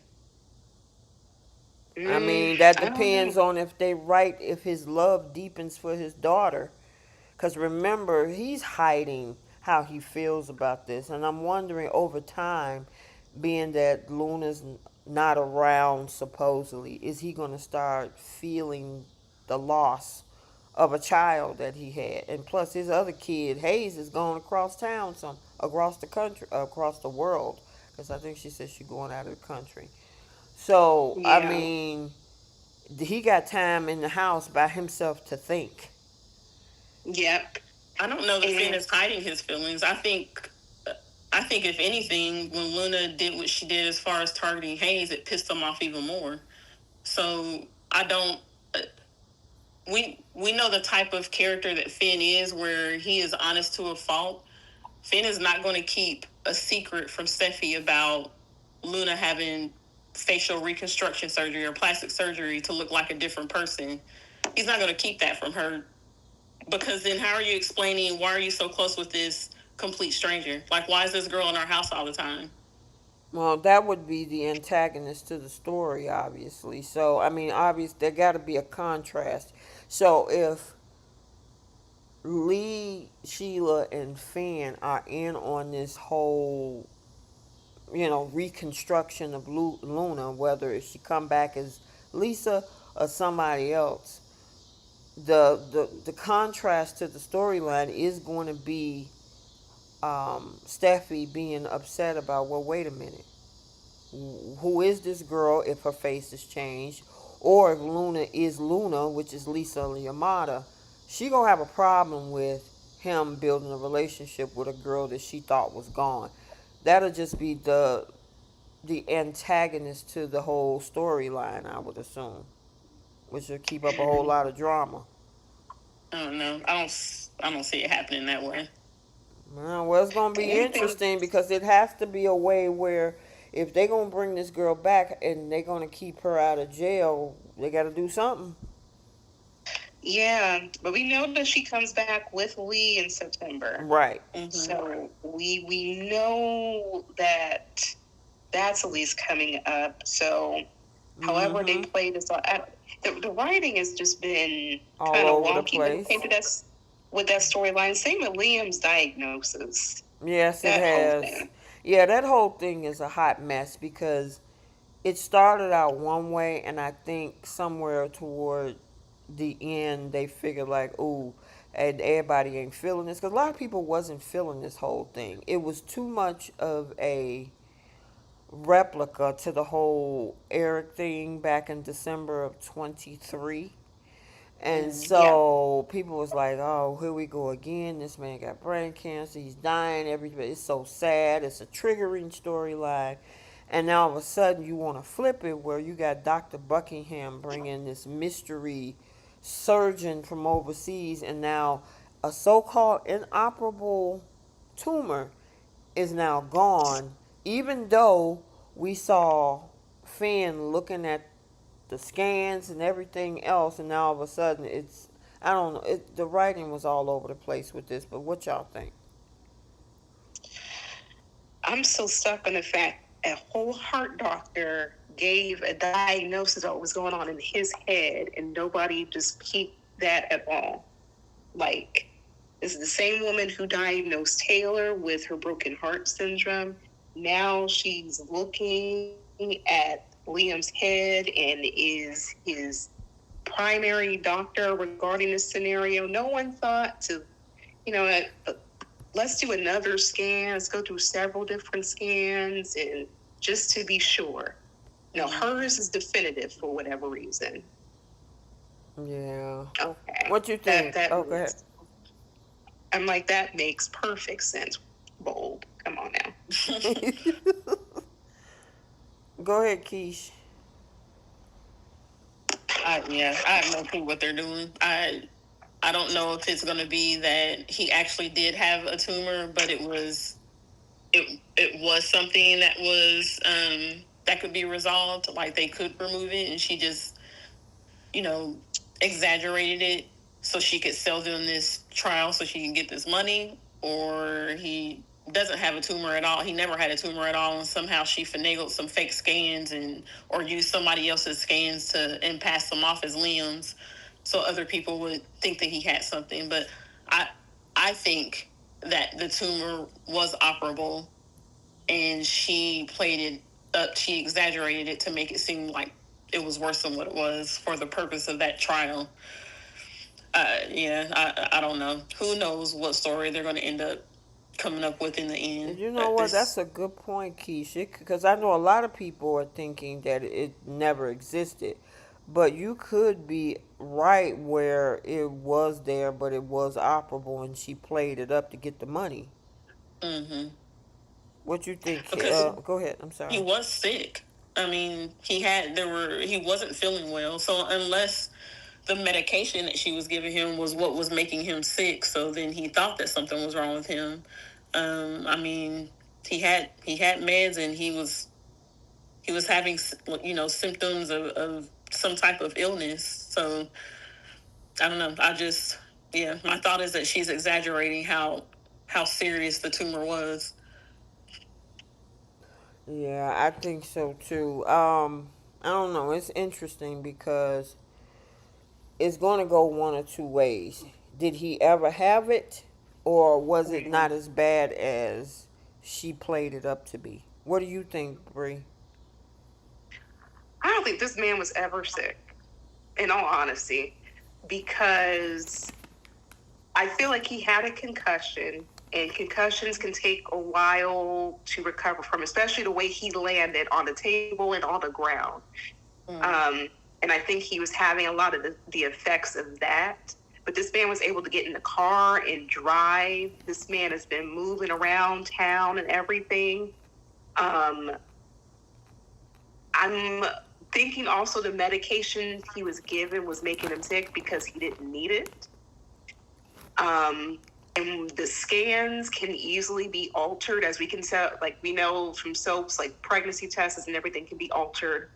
I think it would take nothing for Grace to alter the scans, or she could have been using somebody else's scans and pass them off as Liam's. Mm-hmm. But just the fact that she opened his head up, like, let's say there was a tumor in there. So she didn't really give a crap of whether or not he was really sick or not. So let's say if it was inoperable, she removed it still, just to get the money. But if he's improving the way that he is, I don't think that he had it to begin with, because if something was inoperable, he would have been needing life support. He would need to watch closely. He should not be over at Bill's house, regardless of how the medical crew and the equipment and everything. He should be in a sterile facility, especially going through a surgery like that. He went through 2 different surgeries, and she's like, "Oh, he's fine." I don't think he was ever sick. Wow. So I mean, really, even from the gunshot wound, he should not be out of the hospital. He should still be in the hospital. But this is bold. So this is bold and beautiful, where we have 2 serial killers that were pardoned from their crimes, just because Bill had favors that he'd call in, and Deacon had a favor he'd call in.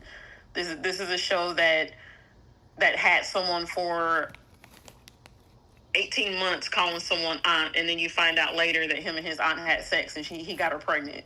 Like, this is a show that does the most ridiculous rewrites and comes up with the most asinine scenarios and nonsensical plot points to push a story in whatever direction they want it to go in. So I would not be shocked.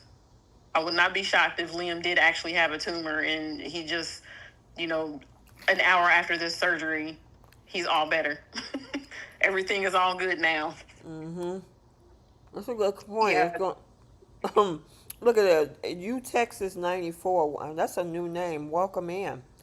It said Grace is a cardiologist, neurologist, and an oncologist, probably a podiatrist too, so she can work on Sheila's 8 toes. She was a wait a minute. She was. Well, I know she was not a gynecologist. Oh, sorry, but she was an oncologist all of a sudden too. I thought she was just a cardiologist. Well, I think he's saying because Liam has cancer and she's Liam's doctor. Oh yeah. Mm-hmm. And then Taylor went to her for her heart and. Or, Yeah. you know how these shows do that. When you're a doctor on a show, you go from one specialty to the next every 6 months. Exactly. Yeah, because Bridget was a gynecologist, and then. But you know what? We said that on Monday, Bree, because on Beyond the Gates, they're working in their perspective specialties. Ted is doing face stuff. Dougie is doing cardiology. Nicole is doing psych. You know, and then you got is it Allison? Madison, who's doing neurology. So I mean, you got 4 doctors over there, all in their own specialties. Whereas Bold, they use Finn and Grace and Bridget for everything. And Lee.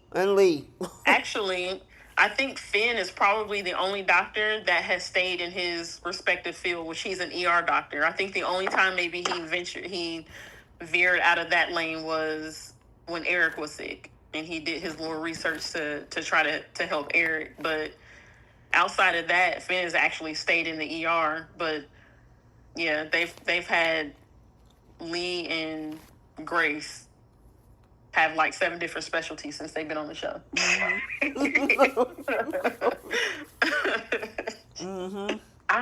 But the fact that a cardiologist, like, if he was going through that, he needed to see an oncologist, a neurological oncologist or something like that could closely monitor the situation. Like, there should have been no way that Grace was keeping an eye on everything. Bree. Maybe that was her minor. Bree. Oncology. Think about Y&R. Nate was the only doctor that saw everybody for everything, and he still be trying to give medical advice, and he working over at Winters. Yeah, I think he was a surgeon though, right? Mm-hmm. Because wasn't that the whole thing with when he got his hand jacked up? He couldn't. Yeah. Mm-hmm. Yep, and then we had Elena, and then she's gone. We don't see her, so no one had to go to the hospital. Apparently, so it's just, I don't know. It's just kind of comical over here on Bold regarding that, because I'm like, we've never known that to be in Grace's character, but the sense of urgency that she had to get the money, and it made me wonder, like, who you owe? Yeah, like, who? Now, there's been some speculations on that she could be trying to help Reese for some gambling stuff, that maybe, because remember, Reese was trying to, he stole Beth in order to get money to keep the girls from being kidnapped. Is this the same situation? Is she trying to get money to keep her daughters from being kidnapped? I don't know. Yeah, now I 1000% think that her daughters, or maybe it's just her, are being threatened because of a debt that Reese owes. Now that he can't pay because he in jail.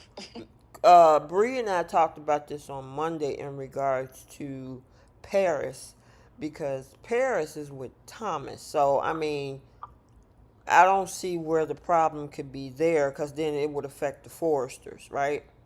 Exactly. So it has to be something. If it is, it got to be something with Zoe. Yeah, and if we're gonna get her coming back.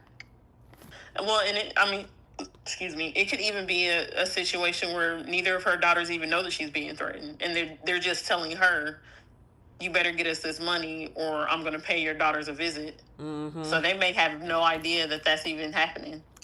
That's true too. It's going to be, it obviously is something else that's going to come out when it comes to why she took that $1 million. That girl, when she got that money hit her account, she had a whole panic attack up in that room. She did, Yep. So I was like, dang, it's like that. I guess so. But for me, if let's say they were bringing back certain characters, I would love for the situation to involve Paris and Thomas, because it means we'll get Thomas back. I know, me too. I would love that. Yeah, but which Thomas? What you mean? The fine one. I mean, are they gonna recast him, or are we gonna get Matt? Oh, I think Matt is done with that show. I think he is too. And Diamond is for sure, so it would be 2 recasted parts. Mm-hmm. Bring I Matt know, back. I know. But Matt, listen, Matt is enjoying his fatherhood and marriage right now. Yeah. Him and his wife and a new son. So he ain't thinking about Bold. Too bad Chance or Connor Floyd couldn't reprise that role. What role? As Thomas. Okay, yeah. Well, we'll see. We gotta dive into this whole thing with Eric being messy. Ugh. Eric being messy, Taylor being messy, and so is Nick. Because they sitting up there trying to come up with plans to check on each other's person. And it's like, man, please. If y'all gotta go through all of that. Exactly. I'm so over Eric, and even Ridge was calling him out, like, do you even respect Taylor? Oh, I adore her, but you don't love her. Get back together with Brooke. I'm like, if this was the other way around, he would have like quickly defended Brooke and said, like, don't you dare break up with her, don't you dare do this to go to Taylor. I'm like, the way that he's treated Taylor in her face is just insane. I'm like, you were also with this woman. This woman's been a part of your family. She's the mother of your grandkids. Like, the way that he treats Taylor is so unwarranted, as if she's a throwaway. I don't understand why he just don't back off. And you kind of mentioned something I think it was in the group chat or something in your voice message, talking about how this man want to live vicariously through Ridge. And it's like, dude, are you wishing that you could be with Brooke? So you figure like, well, I got Donna, so you know what, I'll just listen to the stories of my son with Brooke. I really think that this man, he's the biggest cheerleader for Brooke. It's not even just the Logans, it's Brooke and her crumbs, whatever comes with her. And the fact that he knows that she doesn't want him, she wants his son, he'll cheer on that and live vicariously through Ridge. He got like the second-rate version of Brooke, no offense, Donna, but yeah, that's the closest thing he can get to Brooke is Donna. Like, the fact that he comes to their aid, particularly Brooke's aid, over even like his granddaughter, Steffi, it shows the complete loyalty he has over there. Like, if he had the opportunity to be with Brooke, if she were to say, I don't want Ridge, I want you, he would drop Donna like a bad habit. Oh, yes, he would. Yes, and Donna he would. Donna would happily step aside. Yeah, because she's a Brooke and Ridge. I ain't never seen so many. Y'all pushing for something that's been going on back and forth, rinse, wash, and repeat for the last 35 years. Why do we keep doing this?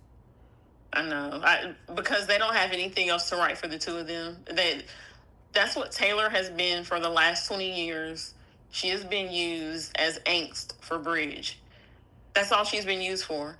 I'm just hoping this time they let Taylor be the one to break up with Ridge, because she recognizes that she will never have his entire heart, and she will always have to deal with Brooke meddling in their relationship, and she doesn't want to be disrespected. So I'm crossing my fingers that instead of Ridge leaving her for the 100th time to be with Brooke, that Taylor breaks it off with Ridge and tells him to go be with her because she's done.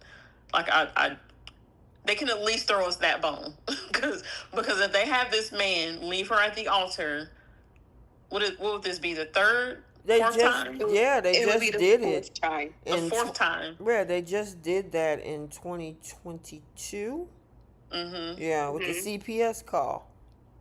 Yeah, what was it? The CPS call after the berries incident. He left her. What was the other one? Where Brooke came in on a horse, and they were getting married over at the beach house. Yeah.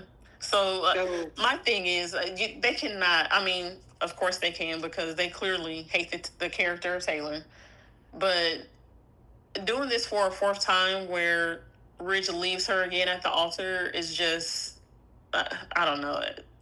That's just that's awful. Like, stop torturing this character. Just let her go. And stop bringing her back for this BS. Yeah, the crazy thing is Nick in the middle of this thing. Well, you brought this guy over here to come and simp over Brooke. I don't know which one is worse, when Lily kissed Damien to make Kane jealous, or her just enjoying the moment of using Nick and putting an ultimatum on the table for Ridge. I feel like that's a little different, because Brooke actually used to love Nick. And yeah, they but even she share don't a like child him together. right now. She is in this. Well, not. That's what I'm talking about right now, is the fact that, you know, she actually was talking about, well, I'll just go to Italy with Nick then if you don't. I'm like, girl, being pathetic. You just go with him. Yeah, I get that. When it came to Lily had no interest whatsoever in Damien. Not even a inkling. It was just simply to use that man. Do you think Brooke is interested in him right now? Interested in Nick? Yeah. No. I think she's entertaining it. Yep. As a possibility. She's enjoying the attention, and she knows that it's getting under Ridge's skin. That's the only thing that she's getting from this. Yep, she's accepting any gifts and any compliments and all the kisses and everything from Nick. So she's just enjoying the attention that these men love to give her. I think Jenna even said in the chat that Eric is about to bust his zipper every time he talks about Brooke.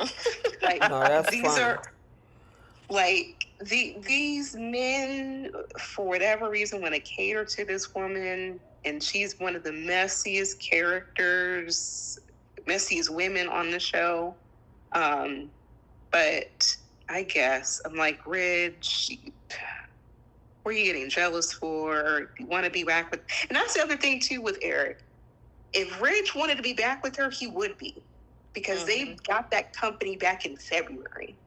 They had the runway fashion show that he tried to curate, so he can try to get Brooke and Ridge back together. Didn't work. This man could have went back at any given moment, and he just hasn't. So either he's trying to be cautious about being with Brooke, or maybe he might just be tired of Brooke. I mean, like, he went ahead and accepted Taylor's proposal, which I hated she proposed to this man. But he doesn't need to be pushed to be with Brooke. This man has never needed a push to be with Brooke. He will just do it. Right. Well, it's always a push to a different woman's direction. Yeah, it's just I'm like, I didn't know why. Well, I figured they were bringing Nick back for whatever reason, but he's about to get his heart broken, because obviously this is all leading back to, as much as Ridge is saying no, he gonna get to Italy and probably end up saying yes. Right. And it sucks. You know what annoyed me the most the last couple of days? In the Nick and Taylor scenes, there was no mention of Jack at all. But when he had his scenes with Brooke, they talked about Jack to the point that we know that he's working at International to be, I guess he's a designer. I don't know. But, and we know that Brooke and Jack talk often.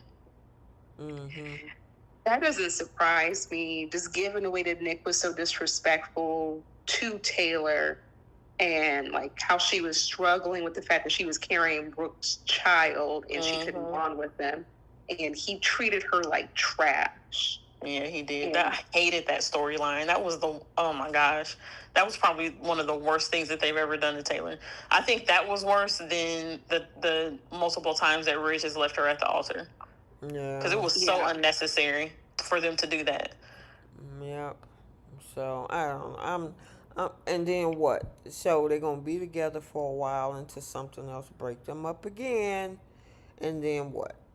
I mean, it's just like we keep going through this vicious cycle. And at some point, I would hope that the actors and actresses, obviously, they're getting a paycheck from it, so they got to do what they got to do, right? But like, if I was looking at that script, I'm like, again?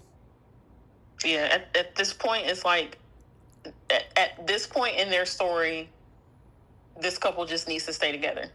Yeah, like they did with Victor and Nikki. You see, after a while, they just gave up on trying to put them with other people. Yeah. Yeah. I mean, and give Taylor, I think Tammy Powell said, give Taylor the dollar bill or somebody, because he hasn't had a woman in a long while either. Mm-hmm. But, like, we're tired of this storyline. And writers, please hear that. Like, we as the audience, as the viewers, can write it ourselves. Right. Without having to type it. And the thing is, how many versions are we going to get of this triangle? We're at what I don't know, 150 at this point of this go around. That's what it feels like. Yeah. I mean, and I'm like, Catherine Kelly Lang is one of the best actresses in daytime, and they could utilize this woman for so much in different storylines. Yeah, she constantly begging this dude. I mean, and then you got Taylor being insecure. Yeah, and it's like we get it. We understand. You guys hate Taylor behind the scenes. We don't need any more examples. Like, please stop torturing this character. I agree with that, because this woman was they didn't even have to have this woman come back to get Ridge. Like, she could have wanted to be there for her kids. They could have had her move forward in her life. But you had to give her a broken heart syndrome. You had to have her chase after Ridge, and just, I'm like, for what? And Rebecca Buddick is also a talented actress. Like, you have incredible actors. I wish they were just utilized in different ways. Like, Taylor is a whole psychiatrist, and she could have been counseling Luna, or could have been utilized some way, somehow, to help Liam through what he's going through. And then she could have discovered, oh, he wasn't sick to begin with. Like, just different things. And I just don't understand, like, why we're getting Brooke, Ridge, and Taylor part 3000 over a course of 30 years. I kind of even like Deacon with Taylor. Me too. But, you know, I don't mind seeing She-Con. So. What Jenna said, they're stale and old. Stale and old. They are like a pair of drawers with holes in it at this point. Like, who cares to wear that? Like, I don't understand. Like, at this point, just like everyone said, just put them together and let it stay that way. Right. Yeah. And like, we'll be fine with that, because we don't have to get the cycle again. And I don't know. Yeah. So, all right, we got to talk about your boy Bree.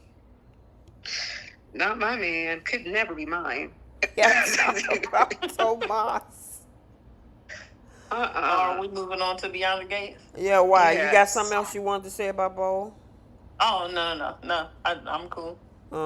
We got to talk about Beyond the Gates. We got Cuckoo for Cocoa Pops playing games with Chelsea. Yep. Um, That's perfect. we got the other cuckoo for Cocoa Pops that she's brazen about it. Leslie is like, yeah, I'm crazy, and June, I honestly believe that there's some sort of connection between June Her and and Haley. what'd you say? Her and Haley. Yep, we Yep. had the face off between Nicole and Bill. The articulates came and found Anita. And then at the top, we got 10 minutes prior, he was kissing all over Eva and then turn around and takes Kat's, well, she offered, and he took her V card. Oh, that makes me so mad. Like, he gets the pits of hell. This man. Listen, I had to tell you to take a USA breath earlier, girl. That you was, when we was watching it live earlier, you was like, oh, you was so mad. Yes, this man was telling Eva, "Oh, I don't like." He basically said he didn't like Kat as a person. Like, she's so mean and this, and I don't even know where I stand with her. And then this man has no problem kissing her sister in public and say, like, I'd rather go with you. I'd rather walk you to the hotel room. They get in the hotel room, and this man all over her, all over Eva in the bed. And then Kat gets there, and he's like, oh, we have nothing to hide. You know, we'll be fine. It's like, oh, Kat, I just came here to get a book. And I'm glad that Eva was looking at him crazy. Like, yeah, he a whole liar. If he didn't want, if there's nothing serious going on between him and Kat, then he's a grown man, and he said, hey, I was, having a chat with Eva. We were having a discussion about things. How can we help you? Like, he could have been a man about it. Now, I gotta say, between both sisters, he has the most chemistry with Eva. I do agree with that. Yeah, I agree. I just don't like what you went about it. Yeah. Yeah, because he's playing two in the middle. He's telling stuff to Kat. I mean, he's telling Eva stuff about how, I don't know where we are. Are we in a relationship? I'd rather talk to you. You so down to earth. And then you get on the other side of that couch where that couch is seeing more action than anything. And you telling her, well, I want to be with you. There's nobody else I want to be with. And then when she decide, now the question is, why does she decide to give up that V card? Was it a tactic to say, I better do something to keep him away from from Eva? Or did she, I'm wondering, was she truly ready to do this, or she had a reason behind it? She wanted to do it when she was making that romantic dinner for him. And she was ready to lose it that night, but he was the one who backed off. And that's the part that upsets me about Tomas, because you're confused about where you stand, but she wanted to take things further and you backed off. So it really wasn't on her, it was on you. And he didn't know where he stood, because he didn't know which woman he wanted, but he wants them both, clearly.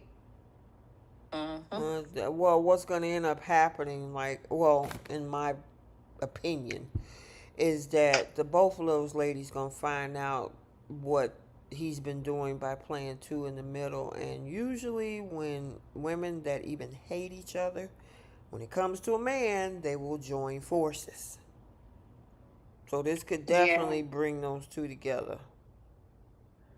I mean, I'm not giving Eva any brownie points for stopping herself from having sex with him, because I agree with that.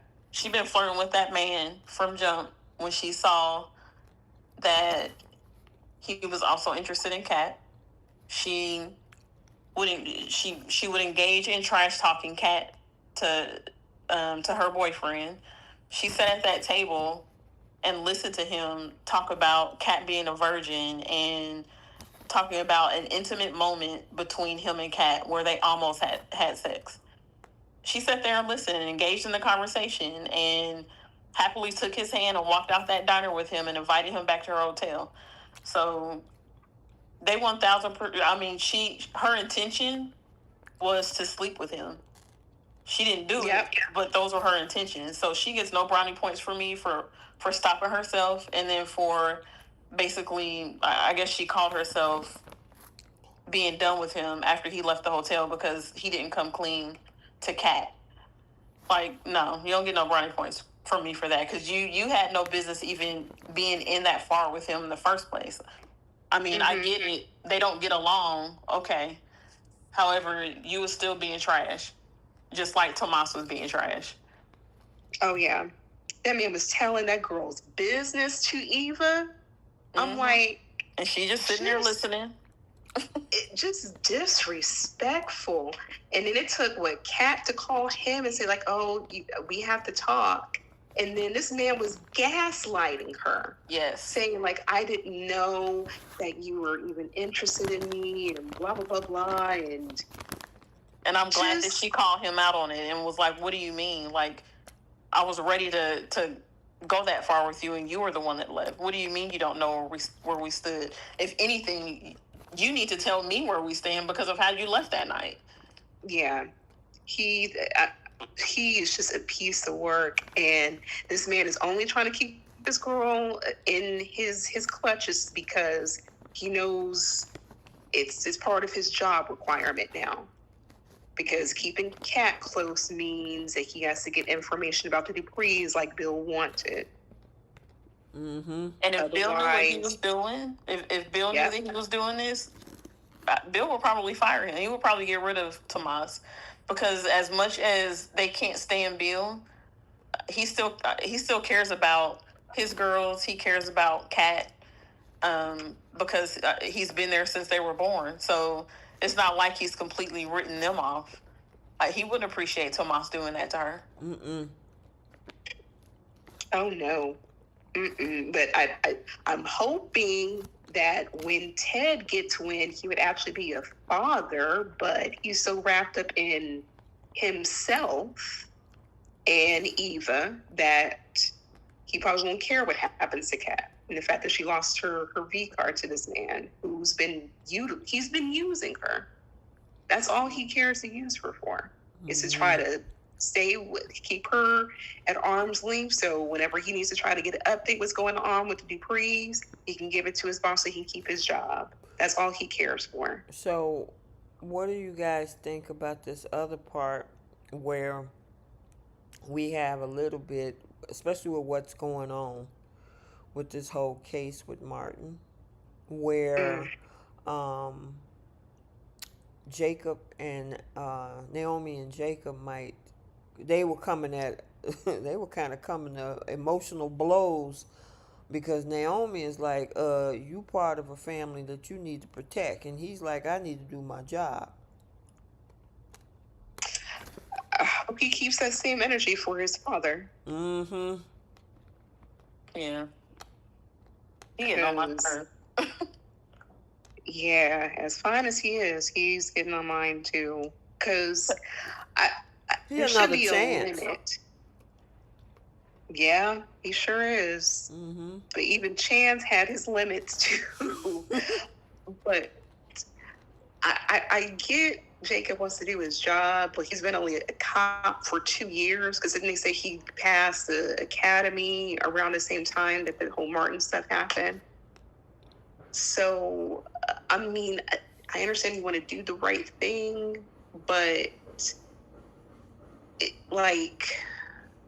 there's got to be some sort of line or some sort of boundary, because he is a part of that family, and that could be a conflict of interest, because his wife was already ready to leave him after he arrested her mother. Mm-hmm. I agree. So he picked a very precarious profession to be in, where he's gonna get himself caught. He's gonna get himself caught up in a lot of things. He's gonna make a lot of enemies. Mm-hmm. I agree. What did y'all think about the interaction between Nicole and Leslie? She had that painted eyeshadow on her neck, and I'm thinking like, did anybody at that station have a medic check that so-called contusion on her neck? Right. Right, because I know, like, in certain states, like, when they do the investigation, they want to check to see, like, hey, did you go to the doctor? Did they provide I forget what it's called, but you know what I mean, like, medical documentation stating that, yeah, this was an injury, they caused harm to your neck, and you need to be on rest for a certain amount of time. And here's my thing: Ted was right there. You're a whole doctor. You're a plastic surgeon. Everything you do is about attention to detail. So you can tell that was makeup. Right. You didn't want to get close up to that. I mean, you invited her in your room, so you loved entertaining her. You could have entertained the thought and actually looked at her neck and saw there was actually makeup on the scarf. Yep. So I can't stand this Ted. Yeah. He's not my original Ted. I don't know. So funny. Yeah, look, when Nicole went over there and took her hand and wiped that stuff off her, I was like, that's what they do when they do those pranks. Yeah. You ever seen them YouTube pranks where they be looking like, oh, you got a hickey on your neck or whatever, and come to find out they didn't put some eyeshadow on there to try to trick their significant other. Oldest. Yes. Mm-hmm. Exactly. And Jasmine Williams said exactly that. Ted is a horrible plastic surgeon. He couldn't spot the makeup. Your whole have attention to detail. You do facial reconstructive surgery at that. You couldn't tell that was makeup, or you couldn't tell that was an actual bruise. Right. Given your profession. Exactly. He can kick rocks. Yeah, I'm telling you. And then he keep letting that girl come up in his room. We were talking about how he took her home after the whole altercation, and then you turn around, the girl shows up, and you still just have entertained conversation in the room. I'm like, do you want to fix your marriage? Right. That's what pisses me off. Is I hate the interactions like that, instead of putting it in a public place where it would make a little bit more sense while he's standing there talking to her. Because why are you not closing the door in her face? Exactly. Like, why would you allow her in your room and then close the door behind you when the last time you did that, your daughter walked in on the both of you, and now you just look suspect? Right. Like, why do you keep entertaining this shit? Like, in what happened in that hotel with Leslie, she ended up telling Nicole, which she didn't even know about. And that's what was goading on Nicole to end up trying to choke her out. But once again, you can't tell the hotel staff, hey, this woman keeps harassing me. I understand she's probably here to see our daughter, but I want no communication whatsoever. Security can't watch her to make sure she doesn't try to come upstairs to the room. I mean, he's not taking any parameters whatsoever to avoid being around Leslie, because he doesn't really. He could, if he needs to communicate with her, he can use the cell phone. Right. But what does he even have to communicate with her about? But your child is an adult. Is grown. So they don't even need to be meeting up for anything. But if she's like, if he was in the hospital, then I can see you get called then. But that's as far as that should go. She don't need to be coming into the hotel room and entertain, because that's all she's doing. He knows that she's just blowing smoke and just running her mouth, but he likes that. I was shocked that he even told her, you're not going to stand in here and talk trash about my daughter and my wife. I was shocked that came out of his mouth. Well, he shouldn't even open the door for him to even have to explain that to her. I mean, stop letting that woman come up in your house. Stop giving her rides. Stop having these conversations. There's nothing. That girl is grown anyway. unless there's some Yeah. type of catastrophic situation going on, what reason do you even have to talk to Leslie? Exactly. And she's And not even trying to hide the fact that she's intentionally trying to ruin that man's marriage. Uh, it would be a different story if she was walking around, trying to be or portraying herself as a good person, but just doing everything in the background and nobody really knows it's her.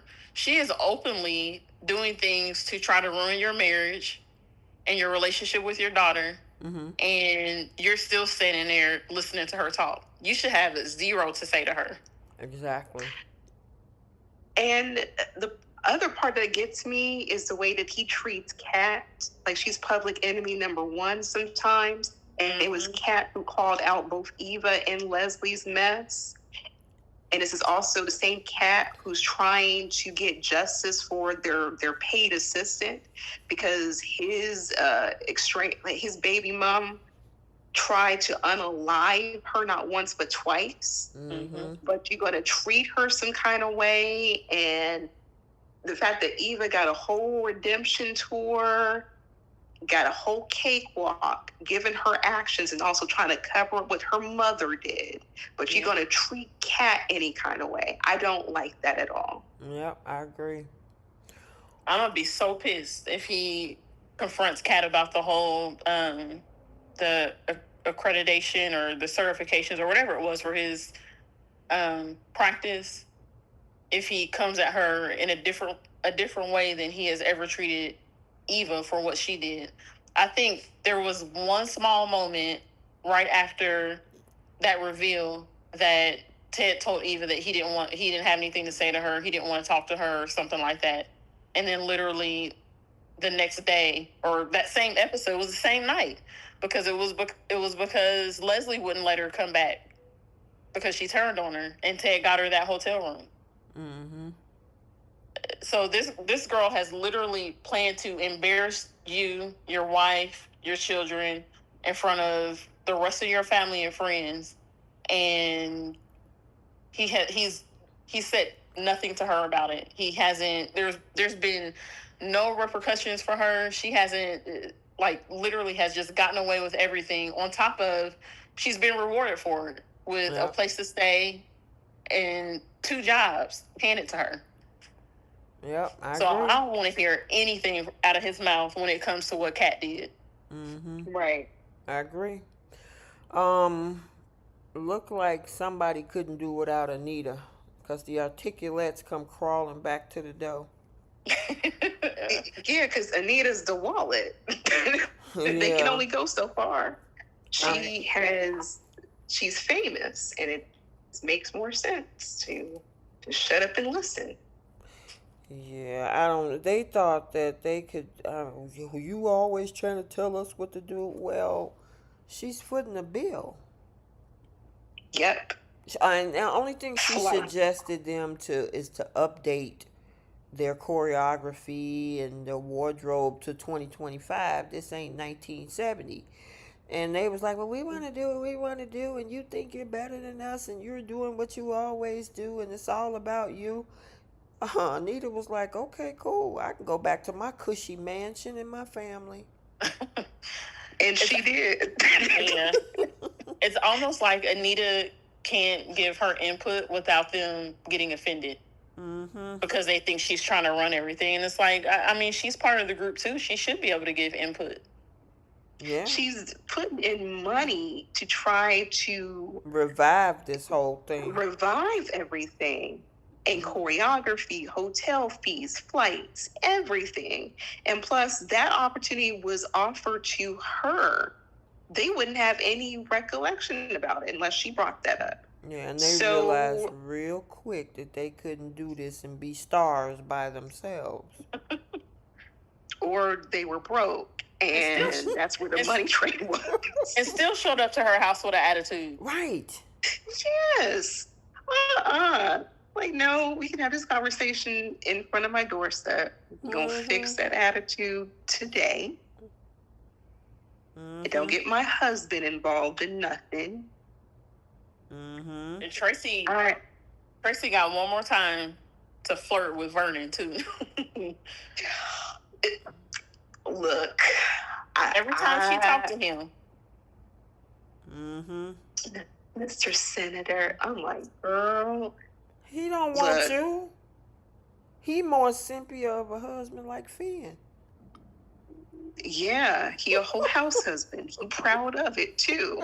He was happy his wife was able to come back and take charge. Mm. You are so right. Gail, let me shout out Gail because she been typing this. I think she gotta go, but she said B&B. She got her pickles and stuff in there. I think she did several comments, but she was Yep. showing. Yeah, she got several in there, girl. I'm sorry, Gail. I know you gotta go, so I'm trying to get through it. Because I know it's Friday night. We usually hang out for a while, but I get it. Let me keep it moving. But yeah, I'm trying to get through to see all of you because she spread it out in 3 different comments, I think. Didn't she, Brie? I Yeah. thought I saw it. Yeah, she said, oh, let me scroll. I'm scrolling.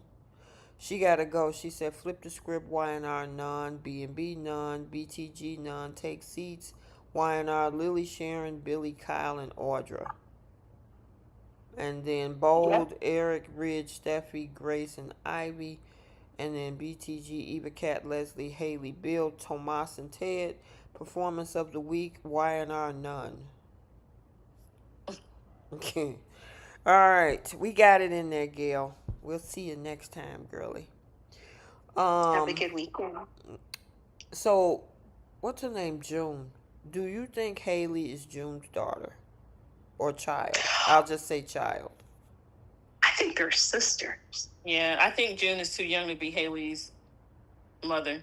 Okay. I honestly feel June and Haley are the 2 kids in that picture. Interesting. Yeah, I think they're sisters as well. Because they look alike, they talk alike. As soon as she came in, I'm like, oh my Lord. I would say casting did an excellent job. If that is the case for this storyline, they did an excellent job of finding 2 characters that look similar. And talk similar. Yep. Like, fantastic job casting. There's just no way that, especially that interaction, like, June couldn't get out that table quick enough. As soon as she saw her. And looking at the picture right there, too. The look on Haley's face, I don't know, something about that. Like, these 2 women, they know each other. And to be very honest, I think this whole orphan storyline that Haley has, I think that's a lie, too, amongst the other lies, too, like her invisible baby. Yeah. That girl got some secrets. I wonder if June is the one who's actually pregnant. That would be a good question. She was just in the hospital. I feel like they would have maybe, I don't know. And that was the other thing. I was reading online. They said June and Haley were in the hospital at the same time. I'm going to try to look and find what episode that was. But whoever that OBGYN that Haley had brought into the room, she could have slipped in and worked on, I don't know. But I do honestly feel that they are sisters. And I think those are the 2 kids that's in that photo. And that's why I think Naomi is like, I can't get over this. Well, we'll definitely find out since the Martin storyline is coming to an end. They got to bring in something else that's pretty big, which obviously is the Tomas Triangle, and then what's going on with June. And then it look like based on the previews for next week, we're going to see the Articulates perform. Which brings us, since I was talking about the whole Martin thing, with Nicole confronting Bill. She's talking about she's running things now. I'm like, girl, what you going to do? Especially now, everything that's happening. But, yeah, but what you gonna do with the chief of police? What you gonna do? What's that guy name? Who? Elon. That's Jacob's fine daddy. And then, the other guy. Was it Maurice? That officer.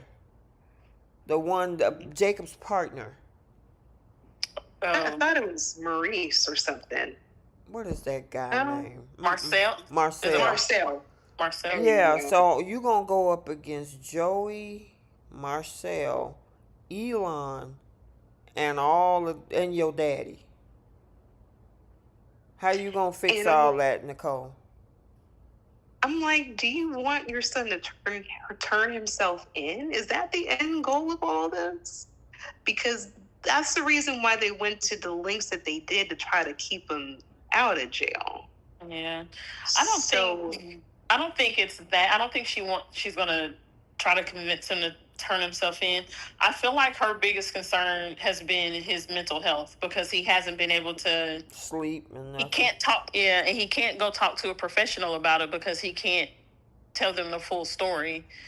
So to me, like when she first found out, I felt like her number one concern was, oh my God, he's been dealing with this for 2 years without anybody to talk to, and look at what it's caused, like these nightmares and his whatever other mental issues that he's having to deal with because of what happened. Me personally, Keish, I don't think that was her initial concern. I think her initial concern was, oh, wow, another person kept another secret from me. Because when anything is revealed to her, she's like, oh, wow, nobody tells me anything. She makes it about herself. Even that whole thing with Andre and her sister, she made it about herself. I think she got really sensitive to the fact that they kept her out of this whole Martin situation, even though Ted should have kept his wife up to speed for the most part, if anything, and then Martin could have went to her at any time too. But yeah, I agree with you. She was definitely pissed about that, and I think that one she had a right to be pissed about. The Danny and Andre thing, no, she had no right to be pissed about that because that was their own personal, intimate it's none business. of her business. Yeah, but what her son went through and the fact that her parents brought her husband in on it and they didn't say anything to her, I would be pissed too. But they're also trying to make sure that she's not going to be an accessory, which I get. They're trying to limit the amount of people, but they also know that her personality, she, like you said earlier, she tries to be this person that want to keep a clear conscience. They're moving shady. So usually people that are, I don't want to say self-righteous, but people that is like, oh no, that's not the right thing to do. You can't do that. The shady folks ain't gonna tell you what they doing. And go ahead. I think about those episodes where, like, for the one where Martin was having dinner with Vernon, and he told Vernon that he had talked to his mom, and Vernon was like, oh my God, what did you do? And he was like, don't worry, I didn't tell her any details. I just told her I was having nightmares. And now I'm starting to see things while I'm awake. Like I'm starting to hear things. I'm starting to see things. Like not just at night when I'm trying to go to sleep. Now it's happening all day long. And he was like, she gave me some references or whatever of different therapists to talk to, and Vernon said something. He was like, don't worry, I won't go talk to anybody, I'll still keep it to myself. And it's like, I'm watching that scene and I'm like, I get it, like I know that he can't go talk to anybody about it, but you're sitting there listening to your grandson tell you that he's having nightmares. It's affecting his marriage, it's affecting his relationship with his children and just his daily life. And all you can say to him is you can't say anything to anybody. You can't go talk to anybody. You have to keep this to yourself. And that part of it is, to me, it's sad because they know that he's struggling and it's getting worse. And all they can tell him is basically you have to figure out how to deal with it. Well, and that's it. This thing should have been handled 2 years ago because at the time it was self-defense. And Yeah, it be- was. and because they took it to the next level and hiding it and redoing the man's face and paying folks off and all of this, they dug a hole for themselves, including Martin, Hmm. which he's a senator. He had a lot to lose. So, of Yeah. course, they're like, you can say something if you want to, but it's going to blow everybody that's involved, from the chief of police to the Dupree matriarch and patriarch. Is going to blow up a lot of people's lives, and I think that's why they were so bent on keeping the secret, because yeah, they committed murder and all of them are accessories to it. But my And my thing is though, if you're going to include Ted, if you're going to include his father, they may as well have just included Nicole Yeah, but the and problem just is dealt with she's the what was going one. to happen. She's the type of person that they knew who would blow the whistle on this whole thing. She don't care about. She cares about her son's mental health, which she should. She don't care about everybody else involved, and they knew that. They knew if you tell her, oh, she gonna blow all of us up. But she said that one of the things that she said was, "Did you think that I would turn my son in?" No, but she would have turned everybody else in. But she wouldn't do that, because then that would also be turning Martin in. Oh yeah, I mean, You can't turn everybody else in without Martin getting in trouble. Martin was the one that actually committed that took the guy out. Everybody else is an accessory to it. The original guy. I, yeah, I think the real culprit of this whole thing for me is Vernon. And I don't like how he puts it all on Bill. Granted, Bill got his hands dirty, but Vernon set everything in motion. He called Elon, he called Maurice, he called Ted, Joey, all these different people to get involved in his business. Exactly. To play the cleanup crew.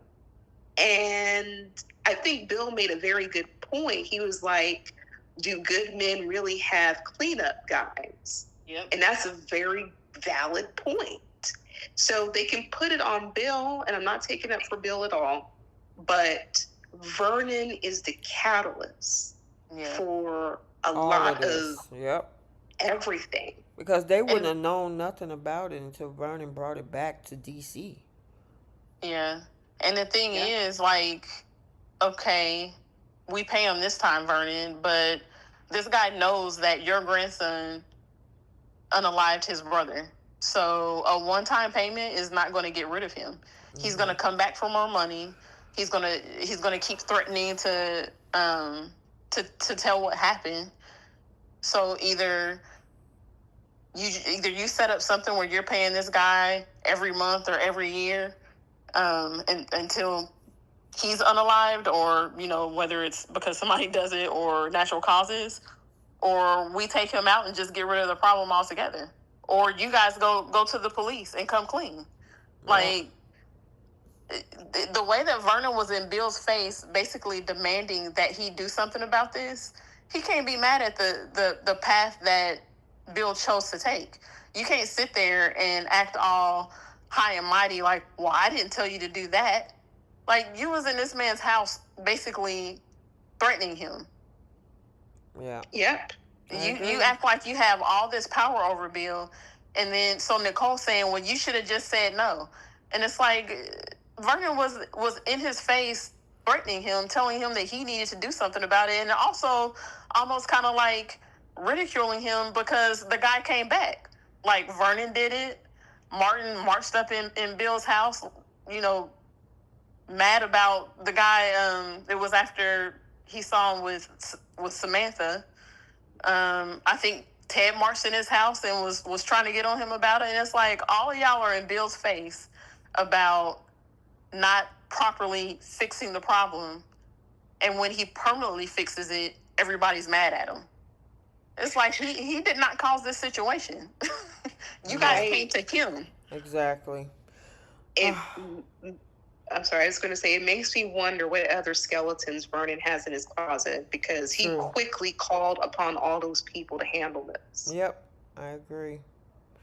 And then the last thing we have is Danny and her trying to figure out what to do with her life, But by the end of that photo session, she knew exactly what to do.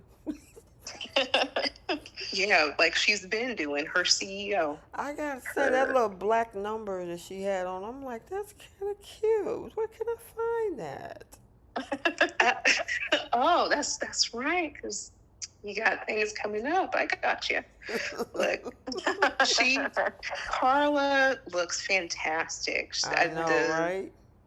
Like, so beautiful. And gorgeous. And it was refreshing for her to not talk about Bill. Yes. I just wish that they would give her somebody else. You know, I mean, obviously, based on the previews, we saw him and Ashley next week. I'm like, oh, Lord. Yeah, I'm so confused by both of them because she threw that big old fit when she walked in and saw him and Ashley together. And then earlier this week, she told him he can do whatever he wants. It's not going to bother her. So I don't know. I don't understand what they're doing. Like, do you not want to see him with other people? Are you not okay with it, or are you okay with it? I'm wondering if this is a way to put them two back together again. I don't, because why should you even be jealous? If you don't care about this man and you figure y'all not compatible, but I guess it works the same way because Sabrina was mad at Rich for moving on less than 24 hours too, so. Oh, that's right. Yeah. And that's from Sisters, y'all. Who's that? Like, who is Those that? people.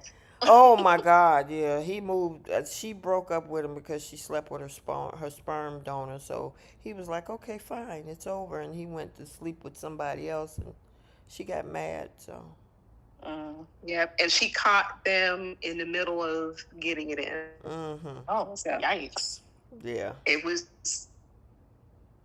other stuff we watch, y'all. Yes. But I'll tell you what, though. Derek and I know Derek, were they on this week? Derek and Shanice, or was that last week? Last week.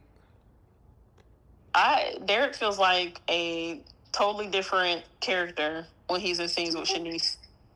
I love it too, because he got rid of the trash. Girl, you're so crazy. I can't stand the way that Ashley treated that man. Me too. I can't. Mm-hmm. Horrible. Me too. And he And wasn't still playing the victim. And he wasn't asking for anything unreasonable. He was like, listen, let's get a bigger house. If this is too small, we can get a bigger house together. I want him to get married. Let's try to. And she's like, this is my little place. Mm-hmm.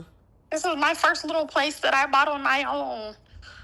Girl, and now you see him with Shanice after you break up, and now you want to act a whole fool with Andre looking like, and what am I doing here?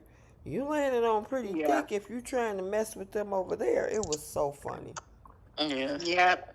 I'm like, good. I'm glad it's pissing her off. Yeah. Rightfully so. Rightfully so.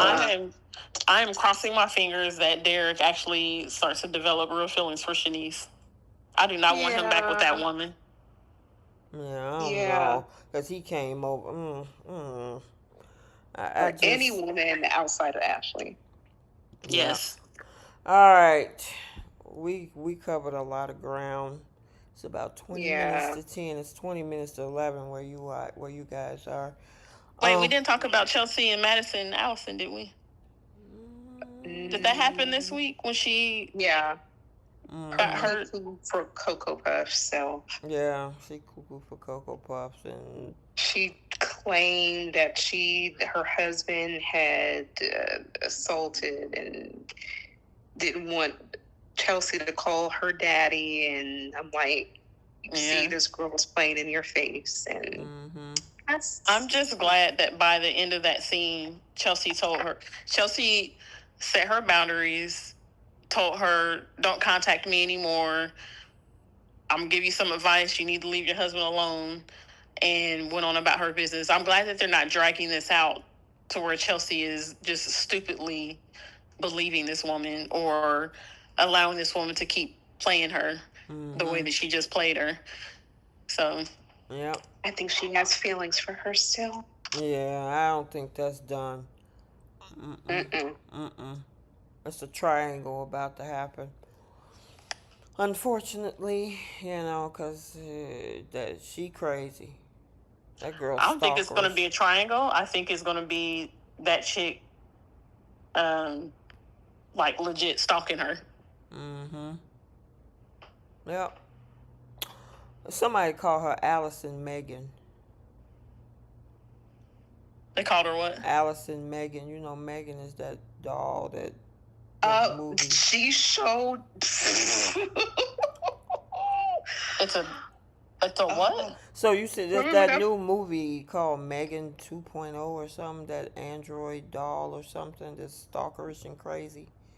They Uh-huh. trying to I've never seen it before. Yeah, they trying to seen the compare previews. Allison to that. Yes. Oh, okay. Mhm. I'll send it to you in a group chat. You've seen the previews because it's everywhere. Oh yeah, I've seen the previews. I haven't watched the actual movie. Mhm. Okay. That's what Jasmine called her. Yeah, boy. All right, so let's finish up with our final segments. Flip the script. What y'all flipping on Young and the Restless? That That whole or knee murder story. mystery. The whole storyline. The whole knee storyline. Flip the last 8 months. How about that? Yep, we Yeah. can do that too. They could have brought Kane back in a different way than doing this whole stupid thing in France. Yep. I agree. And instead of Chance being killed off, they just should have had him leave when Summer left, and That's they could have lived happily ever after in Italy. Yep, I agree. I think Bree and I said they should have just sent them off, and maybe not killed off Damien either too. So. Yeah. Yeah. All right, what y'all flipping on Bold? For me, I really wish Taylor didn't ask Nick to keep an eye on Brokenridge. She said in 1 minute, "I'm not insecure," but yet you're asking this man to watch spy over your fiance. Yep. All of that. Yep. I would have flipped the whole thing where they didn't have Ivy at the last minute acknowledge Liam.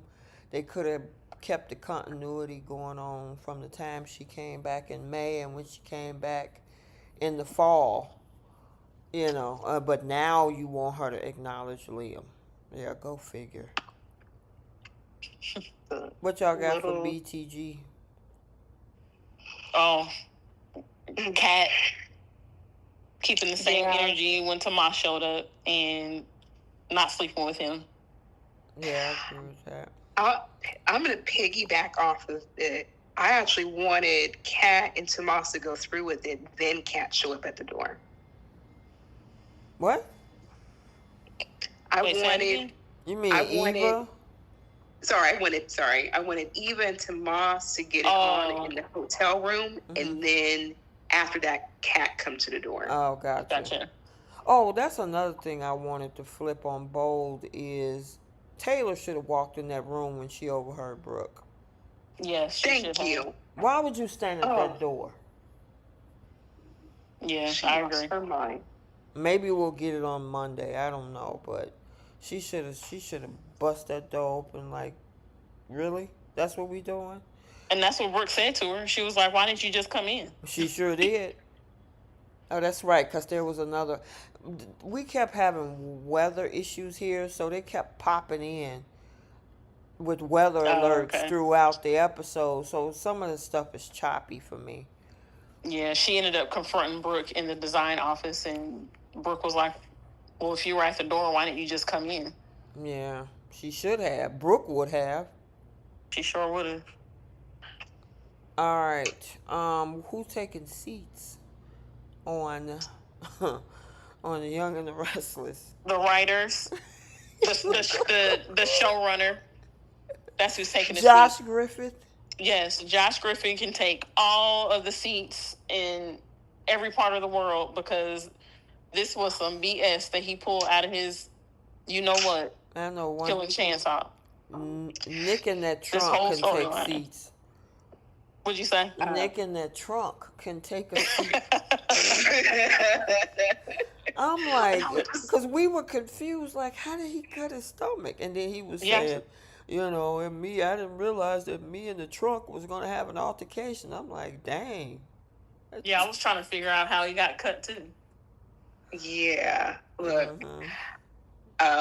I'll say Billy, especially since the way he's mistreating Jack, and I'm gonna give the two cheaters a seat too, Kyle and Audra.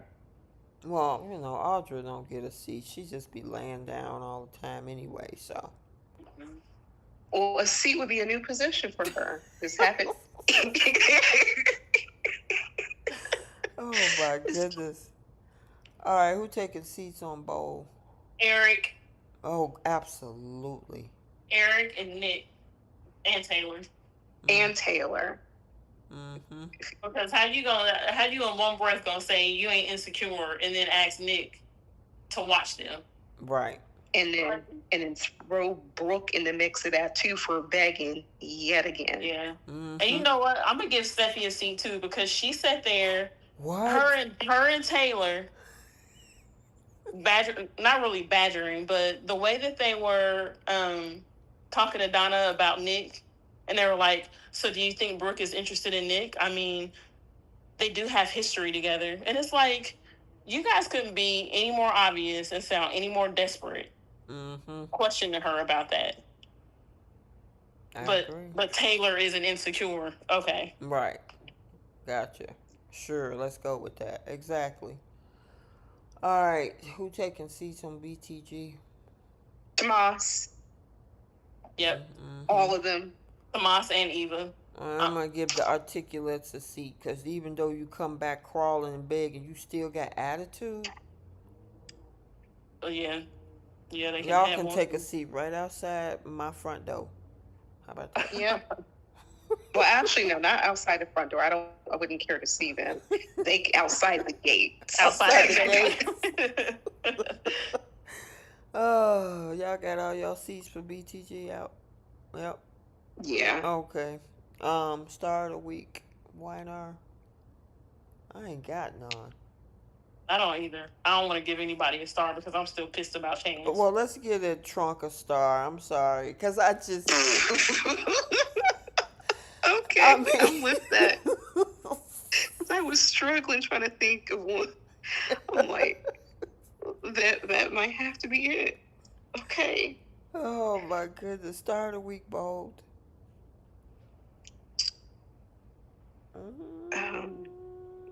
Be struggling with this too. I'll give it to Grace. Oh yeah. Was she on? Yeah.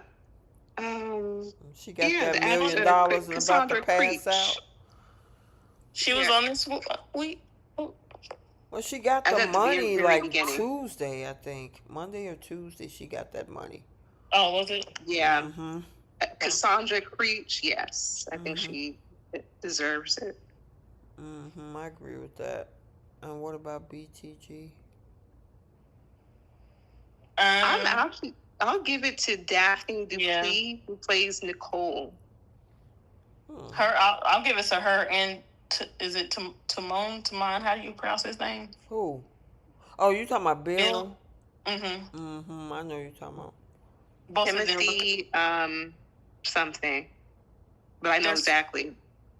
That scene that they did together was really good, and then just in general, how everybody has been coming at Bill because of the choice that he made. Yeah, they both did really good this week. All right. Pickle of the week, YNR. Everything about that show. I was gonna say Kyle. Oh, Kyle. I'm gonna give it to the robot. So.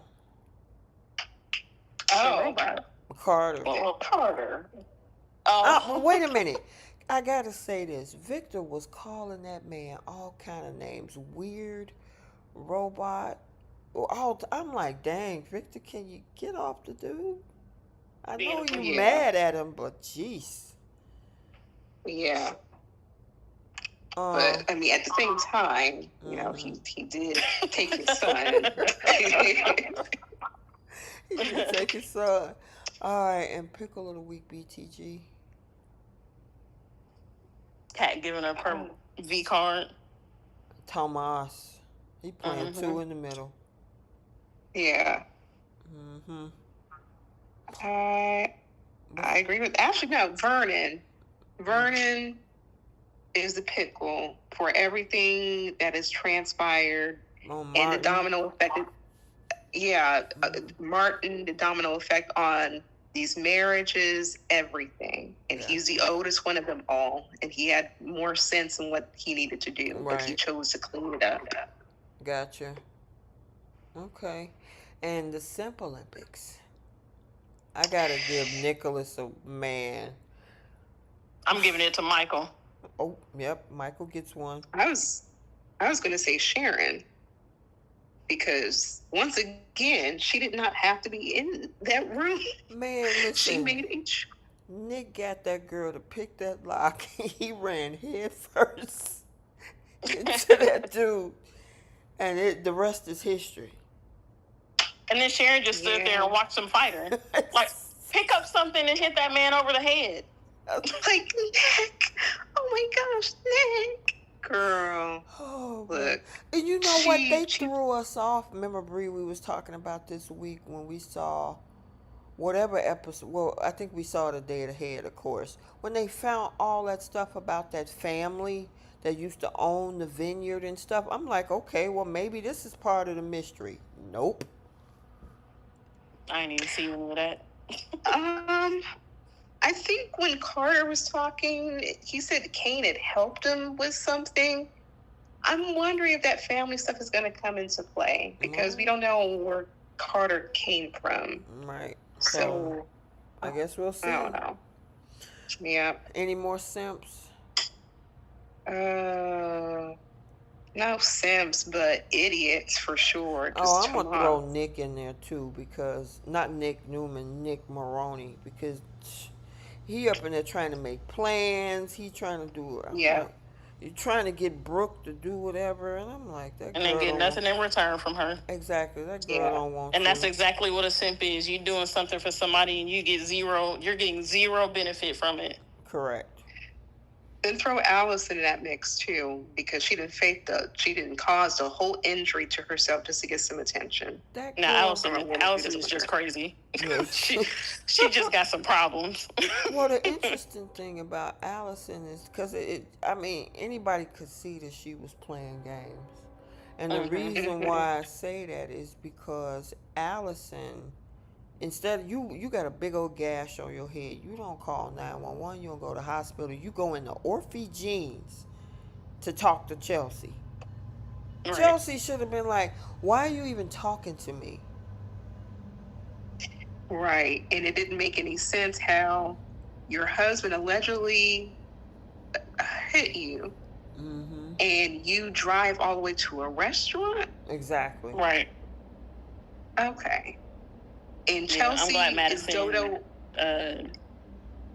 called that out with Chelsea. Like, you can't really believe that this was not done on purpose, right? For your attention specifically. Yeah. Mm-hmm. Like, come on, Chelsea's girl. not smart. Chelsea's never been smart. Oh, I just saw somebody with a bleeding head, and she just walked in, and I just had to help her. Yeah. Okay. Whatever, like, Chelsea. Like, she wasn't about to lose her life. Right. Just like Madison said, you should have just called her an Uber. Mm-hmm. That's it. Yeah. Exactly. Or the police or something. But she decided to get hit and then go to a restaurant. Come on now. Yeah. That should have been so Chelsea. Obvious. Mm-hmm. Yep. So, all right, ladies, we had a fun Friday night. It was, yes. We had a lot to unpack. I mean, I don't think Young and the Restless, but definitely parts of Bold and BTG had a lot going on. Yeah, BTG has been on fire. Yes, it has. Like, even though we're pissed off about some of the stuff that has happened, like Pat and Tomas, they have still been on fire, Yes, they have. regardless. Yeah. I totally agree with that. It was. They're knocking it out the park. We're getting multiple triangles. We're getting romance. We're getting all of the stuff that we've been asking for. On the other two soaps that they haven't been. We still don't really have a romance storyline on, and I won't even call the Brook and Ridge and Taylor thing romance. But Young and the Restless is non-existent. Well, What romance the you one day talking about? romance that they did with Lily and Damien. That was Like, fake. no, it was. And I that's, was gonna. Oh, go ahead. I'm sorry. no, you're fine. I was just gonna say, and that's part of why this story falls flat, because you had Lily all of a sudden in one day decide that she wanted to be with Damien, and now you got her acting all distraught about Damien. It's like, Yeah. you didn't give us anything to care about with that relationship was concerned, so it comes off like very fake. Fake. Exactly. Exactly. All right, you guys, we're going to end it right here. Make sure you guys, on the way out, hit the like button. Make sure you subscribe to the channel. Make sure you follow all of the other platforms. We had a good time. Stay tuned for the week of July 28th through August 1st. We are 8 months into this year. We were just in January. We were just talking about in December my car getting stolen. And it's now... and it's now almost August. Time is flying. Yes. Time is flying. Are you officially retired yet, Keish? Because I know that you were talking about retirement. January. Ooh, you having a party? Yeah, my parents are doing a party for me. Are you excited? I am, but I'm also sad because I'm gonna miss the people I work with for sure. It's bittersweet. Like it is. Like, that's been my life for a quarter century. So. Wow. What are you gonna do next? Wow. I don't know. I'm not sure. I mean, I'm gonna work still. I just don't know exactly what I want to do. Yeah, because I know you wanted to deploy one more time, and that didn't happen. Yeah. You know, and now I figured you was gonna retire soon. So. Yep. Almost there. Almost there, girl, but that's okay. You served the country when you could, so we appreciate you. We appreciate you. All right, we'll let you go, and we'll see you guys next time. Bye, Soapies. Bye, everybody. Night, night.